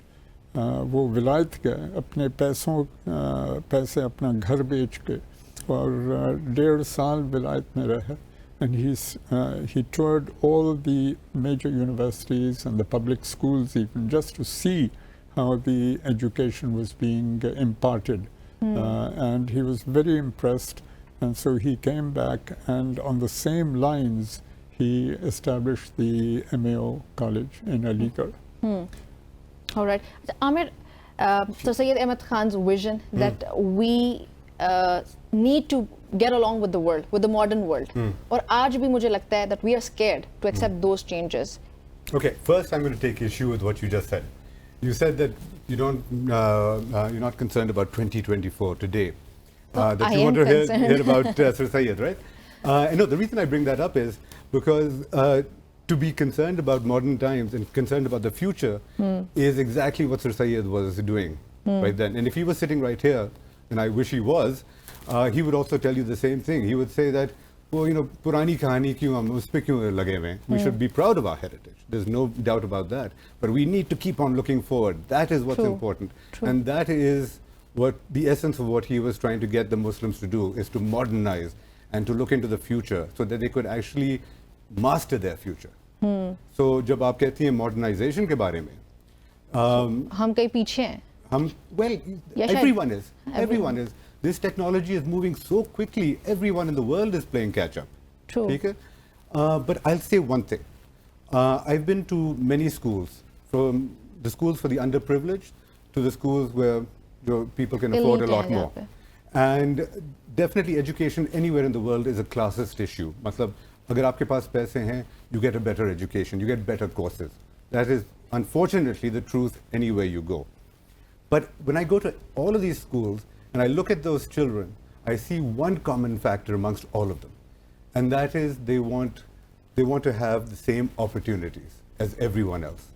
And the beauty of the education we have now, the technology we have now, is that we can all access it ourselves. You can, I can, right now, looking at your phone, you can access that technology and you can teach it right away to children. And by doing that, right away, as soon as they learn it, they are equal in opportunities. Every child in Pakistan can be equal in opportunities with any child in America or the UK or Japan or China or Europe or wherever, because this is now leveling the playing field. This is now our opportunity. Modern times, लोग देख के AI देखते हैं, ये देखते हैं, वो डर जाते हैं उससे, right?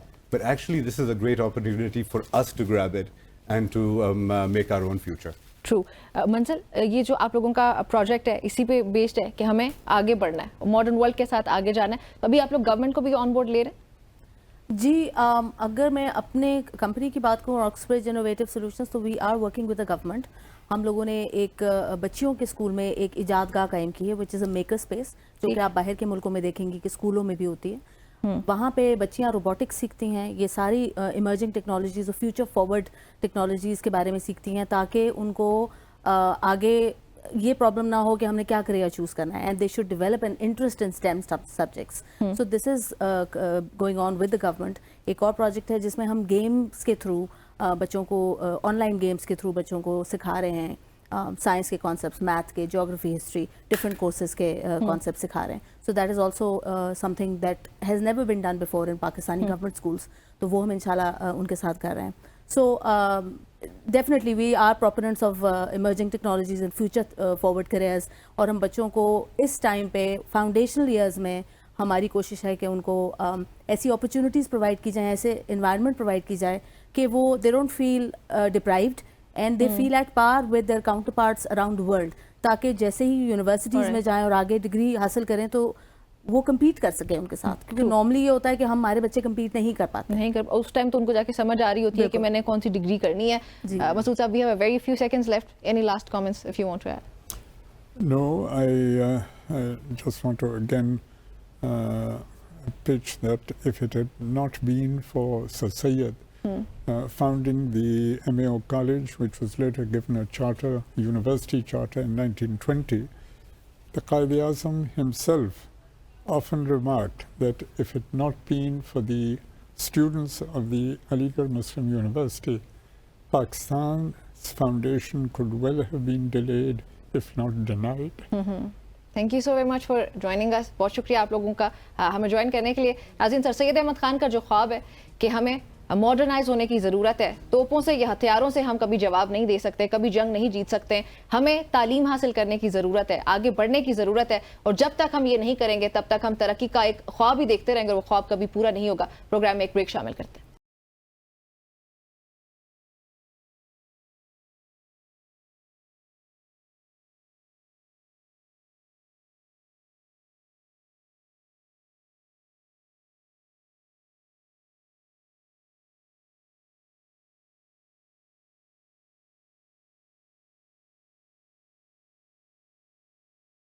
Welcome back everybody. एक बार फिर से खुशामदीद कहती हूँ सबकी सोच में। इस वक्त सिंध की अगर बात की जाए, सिंध में पोलियो वायरस का पहला केस सामने आने के बाद इस साल पाकिस्तान में पोलियो से मुतासर होने वाले ओवरऑल जो बच्चे हैं उनकी तादाद वो 4 हो चुकी है। इससे पहले पोलियो के 3 केसेस बलूचिस्तान में भी उनमें भी रिपोर्ट हुए थे। और वैसे अगर आपको पोलियो के बारे में कुछ बताऊं तो पोलियो ये वो मूजी मर्ज है जो बच्चों को अपनी लपेट में लेकर उनकी ज़िंदगी भर के लिए उनको माजूर कर देता है। इसका फिलहाल कोई तोड़ नहीं होता है सिवाय इस तदबीर के कि 5 साल तक बच्चों को पोलियो से बचाव के जो कतरे हैं वो ज़रूर पिलवाए जाएँ। अक्सर मैंने नोटिस किया है कि लोग क्या करते हैं, जब उनके घर पे पोलियो मुहिम की जो टीम होती है जो बच्चों को खुद कतरे पिलाने के लिए आते हैं, तो लोग गेट ही नहीं खोलते हैं, उसको अवॉइड करते हैं कि जैसे पता नहीं कोई मसले की बात है।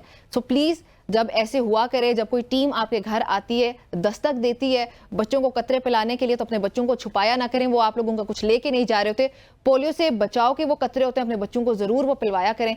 आप देख सकते हैं कि जैसे केसेस रिपोर्ट होते हैं, जिंदगी भर के लिए आपके बच्चे माजूर हो सकते हैं, तो इसलिए ख्याल रखा करें। और वैसे अभी भी नेशनल इमरजेंसी सेंटर की जानिब से 3 जून से मुल्क भर के 66 ऐसे अजलाएं जहां पर खुसूसी इंसदाद पोलियो मुहिम शुरू हो चुकी है। तो गवर्नमेंट अपने एंड पे यहाँ पे कुछ करने की कोशिश कर रही है। कराची समेत मुख्तलिफ शहरों में भी इस वक्त ये कैंपेन्स जारी हैं। डॉक्टर सदफ इलियास इस वक्त हमारे साथ मौजूद है, उनसे जानते हैं कि बीमारी क्या है, क्यों होती है और इसका तोड़ क्या है। डॉक्टर सदफ, अस्सलाम वालेकुम। वालेकुम सलाम जी, thank you for having me. You're welcome. जी डॉक्टर सदफ कंटिन्यू कीजिएगा, you are going to say something. आपने मुझसे पूछा कि जो है इसका स्प्रेड कैसे है और इससे हम बच कैसे सकते हैं। इसमें सबसे ज्यादा समझने की बात ये है कि इसका स्प्रेड जो है वो है या तो एरोसोल्स हैं और एक फीकोरल रूट है। फीकोरल रूट क्या होता है? रफ़ा इखराज के बाद जब आप हाथ नहीं धोते तो ये गंदे पानी में शामिल हो जाता है। आपके मुख्तलिफ माहौल में जो है ये पाया जाता है। वायरस गंदे पानी में होता है, हाथ साफ ना करने से होता है, गंदे बर्तनों से होता है, खुराक का और हाइजीन का ख्याल ना रखने से ये वायरस स्प्रेड कर सकता है। दूसरी चीज जो है ये एरोसोल्स में भी होता है, लेकिन यहाँ पे ये सिर्फ थ्रोट इन्फेक्शन तक रहता है, इससे ज्यादा स्प्रेड नहीं करता। अगर ये आपकी बॉडी में शामिल हो जाए तो ये ज्यादातर जिस्मानी माजूरी का शिकार भी बन जाता है, जो कि एक बहुत बड़ा मसला बनता है बच्चों के लिए। ओके, अच्छा, अगर ये बीमारी खुदा न ख्वास्ता किसी को लग ही जाती है तो इसके खिलाफ कुछ किया जा सकता है? जैसे मैंने अपने इंट्रो में खुद बताया, जो मेरी नॉलेज है, जो मेरी इन्फॉर्मेशन है उसके मुताबिक कि सिवाय इसके कि कतरे पिलाए जाए उसके अलावा कोई हल नहीं है। तो उसको अवॉइड करने के लिए एटलीस्ट क्या किया जा सकता है? इसके कुछ सिम्टम्स हैं। इनिशियली कुछ माइल्ड सिम्टम्स होते हैं और कुछ सिवियर सिम्टम्स होते हैं। माइल्ड सिम्टम्स में जो है वो फीवर, थ्रोट इन्फेक्शन आता है, और सिवियर सिम्टम्स में जो है वो लिम्ब पैरालिसिस हो जाता है। अगर एक दफा लिम्ब पैरालिसिस हो जाता है तो वो रिवर्सिबल नहीं होता, उससे सिर्फ बचा जा सकता है, वो डिजीज रिवर्स नहीं होती। अच्छा, एक और चीज़ है कि हमारे मुल्क में शायद अवेयरनेस बड़ी कम होती है कि कोई भी टॉपिक हो उससे मुतालिक। अगर पोलियो की अभी बात हो रही है, ऑल्दो टीम्स जैसे मैंने बताया था इंट्रो में कि हमारे घर आती हैं, सो अक्सर लोग उनको अवॉइड करते हैं, maybe because of the lack of awareness. उनको पता नहीं होता कि ये कितना इंपॉर्टेंट है वो कतरे पिलवाना। तो गवर्नमेंट लेवल पे व्हाट डू यू सजेस्ट कि ये होना चाहिए, इस तरह अवेयरनेस से मुतालिक भी पहले कैंपेन्स रन करनी चाहिए? बिल्कुल, अवेयरनेस प्रोग्राम्स किए भी जाते हैं, और इसके लिए जिस तरह अभी हम ये कर रहे हैं अवेयरनेस प्रोग्राम भी है, साथ में अखबारात में भी दिया जाता है, सोशल मीडिया को भी यूज किया जाता है ये बताने के लिए कि पोलियो मुहिम हो रही है और इसकी अहमियत क्या है। इसको करने का बार बार मकसद, ये पूरी 5वीं मुहिम है इस साल की, और इसको करने का मकसद बार बार ये है कि जो इम्यूनिटी बच्चों में कम हो जाती है अगेंस्ट पोलियो वायरस, उसको स्टेबल किया जा सके। पोलियो वायरस माहौलियाती नमूनों में पॉजिटिव आ रहा है, और जब तक वो पॉजिटिव आता रहेगा हमें इसके खिलाफ काम करते रहना होगा। जो लोग इसके जी कंटिन्यू करें, दरवाजा नहीं खोलते या उससे बच्चों को छुपा के रखते हैं, उनसे दरखास्त होगी कि अगर आपका एक बच्चा भी इफेक्ट होता है तो वो पूरी कम्युनिटी के लिए जो है वो थ्रेट बन जाता है। बेशक कोई शक नहीं है। ये वायरस इफेक्ट कैसे करता है ह्यूमन बॉडी को? ये हमारे जो नर्व्स होती हैं उनको जाके, उसमें गैंग्लियंस होते हैं जहाँ पे कंबाइंड नर्व्स आके रहती हैं और वहाँ पे ये रिसाइड कर जाता है और कोई ना कोई जो है वो लिम्ब इफेक्ट हो जाता है उससे, और मोस्टली ये लोअर लिम्ब पे इफेक्ट करता है, टांगों पे। ठीक है, और एज ग्रुप अगर आप कुछ बताना चाहें तो? बिलो 5 जो है, till the age of 5 at high risk होते हैं, वल्नरेबल होते हैं उसके बच्चे बाद ज्यादा। हाँ जी, क्योंकि उस टाइम पे इम्यूनिटी जो है वो बन रही होती है, वो इम्यूनिटी इतनी वीक स्ट्रांग नहीं यस होती यस कि यस। उसके अगेंस्ट जो है वो काम कर सके। ठीक है, अच्छा एक तो अवेयरनेस की बात हमने की है कि गवर्नमेंट को चाहिए कि अवेयरनेस के हवाले से भी कुछ किए जाए इकदाम। मजीद आपको क्या लगता है पर्सनली कि क्या ऐसे इकदाम करने चाहिए ताकि लोगों को पता हो कि ये क्या है, क्यों होता है, कैसे होता है और फिर इसके लिए क्या क्या करने की जरूरत है? गवर्नमेंट अपने लेवल पे बहुत सी कोशिशें कर रही है, अवेयरनेस प्रोग्राम्स भी अरेंज होते हैं, एडवोकेसी भी होती है। मेरी वालदैन से गुजारिश होगी कि अगर आप तक कोई ऐसी इंफॉर्मेशन पहुंचाई जाती है तो उसको एक्सेप्ट करें, उसको समझें, और अगर उससे मुताल्लिक कोई सवाल है तो वो पूछें, क्योंकि अक्सर देखने में आता है जब हम अवेयरनेस प्रोग्राम्स करते हैं तो कम्युनिटी की तरफ से हमें बड़ा अच्छा रिस्पॉन्स नहीं मिलता। वो हमारे साथ कोऑपरेट नहीं करते, जितने लोग इनवाइट किए जाते हैं वो आते नहीं है, या वो कम्युनिटी के लोग उस सेशन का हिस्सा नहीं बनते। अच्छा ठीक हो गया। और मुल्क में जो मौजूदा सूरत हाल है इस वक्त पोलियो की, ये तशवीशनाक है ऑब्वियसली। हाँ जी, इसमें यह कि पंजाब में तो कुछ सालों से पॉजिटिव ह्यूमन केस नहीं आया, माहौलियाती नमूने आते रहे हैं, लेकिन जिस तरह आपने भी पहले बताया कि बलूचिस्तान में 3 ह्यूमन सैंपल पॉजिटिव हुए हैं, कराची में 1 सैंपल पॉजिटिव हो गया है। अगर एक भी बच्चा इससे इफेक्ट होता है तो डेफिनेटली वो कहीं ना कहीं उसके ट्रांसमिशन का बायस बन सकता है। तो इससे पोलियो से का खात्मा होना हमारे लिए बड़ा जरूरी है, वरना ये सारे बच्चों के लिए जो है वो नुकसानदेह हो। ठीक है, अच्छा ये एक डेडली बीमारी है, मैंने अपने इब्तदाइये में बताया। इसकी जो मेडिकल ट्रीटमेंट्स हैं अपेरेंटली कुछ भी नहीं है, लेकिन वक्ती रिलीफ होता है या किस तरह उसके पेशेंट्स को ट्रीट किया जाता है? मेडिकल ट्रीटमेंट्स क्या हैं खासतौर पे पाकिस्तान में? वंस यू हैव दैट, अगर आपको वो हो जाता है, लिम्ब पैरालिसिस हो जाता है, तो उसका रिवर्स नहीं है, फिर वो सिर्फ एक लाइफस्टाइल मैनेजमेंट बन जाती है थ्रू द पोलियो फुट। वो एक क्रंचीज होते हैं वो प्रोवाइड किए जाते हैं, सिंथेटिक फिट होता है वो दिया जाता है। उसके अलावा उससे पहले तक का जो बचाव है वो सिर्फ वैक्सीन है। ठीक है, अच्छा डॉक्टर साहिबा आपने बताया कि इसके कुछ सिम्टम्स जो हैं अर्ली स्टेजेस पे आना शुरू हो जाते हैं। अगर अर्ली स्टेजेस पे कोई उसको अंदाज़ा हो जाता है कि मुझे पोलियो है या वो डायग्नोज हो जाता है जल्दी से, तो अर्ली स्टेजेस पे कोई ट्रीटमेंट मुमकिन है या वो भी नहीं? अर्ली स्टेजेस होते हैं, जो माइल्ड सिम्टम्स की मैंने आपसे बात की, माइल्ड सिम्टम्स में ये होता है कि जब रिपीटेडली आपको वैक्सीन दी जाती है तो वो कहीं रिवर्स हो जाती है, इम्यूनिटी बूस्ट हो जाती है, उसके अगेंस्ट, वायरस के अगेंस्ट वैक्सीन एक्ट करती है, और वो जो सिम्टम्स हैं फ्लू या सोर थ्रोट के वो रिवर्स हो जाते हैं। वंस के वो आपकी नसों में शामिल हो जाए और बैठ जाए और इफेक्ट कर दे, वो रिटर्न नहीं है, उसके लिए कोई रिवर्सल नहीं। अच्छा ठीक है, हमने एक और चीज़ भी देखी है कि अब अक्सर जो गवर्नमेंट्स हैं बाहर ममालिक की, उनकी तरफ से ये कहा जाता है कि अगर कोई आने वाला है तो वो पोलियो के कतरे पी कर आए। मैं बड़े लोगों की बात कर रही हूँ जिनकी एज ज़्यादा है, तो क्या ये बड़े एज के लोगों को भी इफेक्ट करता है, इसलिए ये गवर्नमेंट्स की अनाउंस करती हैं? इफेक्ट नहीं करता, अडल्ट्स या कैन बी फिर अ वो सोर्स ऑफ कैरियर्स? ट्रांसमिशन। हाँ ठीक है, सॉरी, सोर्स ऑफ ट्रांसमिशन हो सकते हैं, क्योंकि फीकल ओरल हमारे अंदर अटैक तो कर सकते हैं, इफेक्ट नहीं दे रहे क्योंकि हमारी इम्यूनिटी बेहतर है, लेकिन वो हमारे जो है हम ट्रांसमिशन का हिस्सा बन सकते हैं। इसलिए जो है कहा जाता है कि जब आप ट्रैवल करते हैं तो पोलियो के ड्रॉप्स दिए जाते हैं। ठीक है। और अगर आपको इफ़ आई से कि पोलियो के मर्ज को आप अपने अल्फाज में बयान करें, क्योंकि मैंने तो अपने इंट्रोडक्शन में किया था, हमारे नाज़रीन के लिए, ज़ाहिर आप डॉक्टर हैं, आपकी बात को ज़्यादा गौर से सुनेंगे, अगर आप अपने अल्फाज में डिफाइन करें कि ये मर्ज कैसे है, कितनी ज़्यादा ख़तरनाक है ये, और उनको क्या क्या एहतियाती तदाबीर करने चाहिए हमेशा? देखिए, इसके अंदर जो है ना, आप ये देखें कि जब एक बच्चा छोटा है और उसको एक जिस्मानी माजूरी हो जाती है, तो वो सिर्फ एक उस इंसान, उस बच्चे के लिए मुश्किल नहीं है, वो पूरे खानदान के लिए मुश्किलात का सबब बनता है। वो कम्युनिटी में उसका बिहेवियर, लोग किस तरह उसको ट्रीट करेंगे, वो किस तरह अपने माशरे में खड़ा होकर अपना काम कर सकेगा, वो एक अपने लिए भी बोझ बन जाता है, खानदान के लिए भी और कम्युनिटी के लिए। इस चीज को समझने की इंतहाई जरूरत है कि अगर हमने अपने बच्चों के मुस्तकबिल को महफूज करना है तो उसके लिए हमें उनको एक तंदुरुस्त जिंदगी देना एक वालिदैन होते हुए हमारा फर्ज है। और इसको ये जितना हम समझेंगे, ये सिर्फ एक बच्चा नहीं, एक बच्चे से ये और बाकी बच्चों को भी ट्रांसमिट हो सकती हमारी है, जनरेशन वो भी से। इसका बिल्कुल बिल्कुल। Doctor Sadaf, thank you so very much for joining in. बहुत शुक्रिया वक्त देने के लिए। नाज़रीन, अगर अपने बच्चों का मुस्तकबिल महफूज करना है तो रिस्क नहीं लेना। हम जो ये रिस्क ले लेते हैं कि टीम हमारे दरवाजे पे लिटरली हमारे दरवाजे तक आती है और हम अवॉइड कर लेते हैं, बच्चों को कतरे नहीं पिलाते, सिर्फ शायद इसलिए कि हमें उठ के गेट खोलना पड़े। सो ये आपकी थोड़ी सी गफलत, थोड़ी सी लापरवाही बहुत सारी जानें ले सकती है, नुकसान हो सकता है, बहुत सारा जानी नुकसान हो सकता है। इसको अवॉइड करें। पोलियो के खिलाफ जो भी मुहिम चल रही होती है उसका हिस्सा ज़रूर बना करें। खुद भी अगर आपको अवेयरनेस आ चुकी है, अगर आपको कुछ इन्फॉर्मेशन आज के सेगमेंट से मिली है तो दूसरों के साथ भी ज़रूर शेयर करें। इजाज़त चाहती हूँ। अल्लाह हाफ़िज़।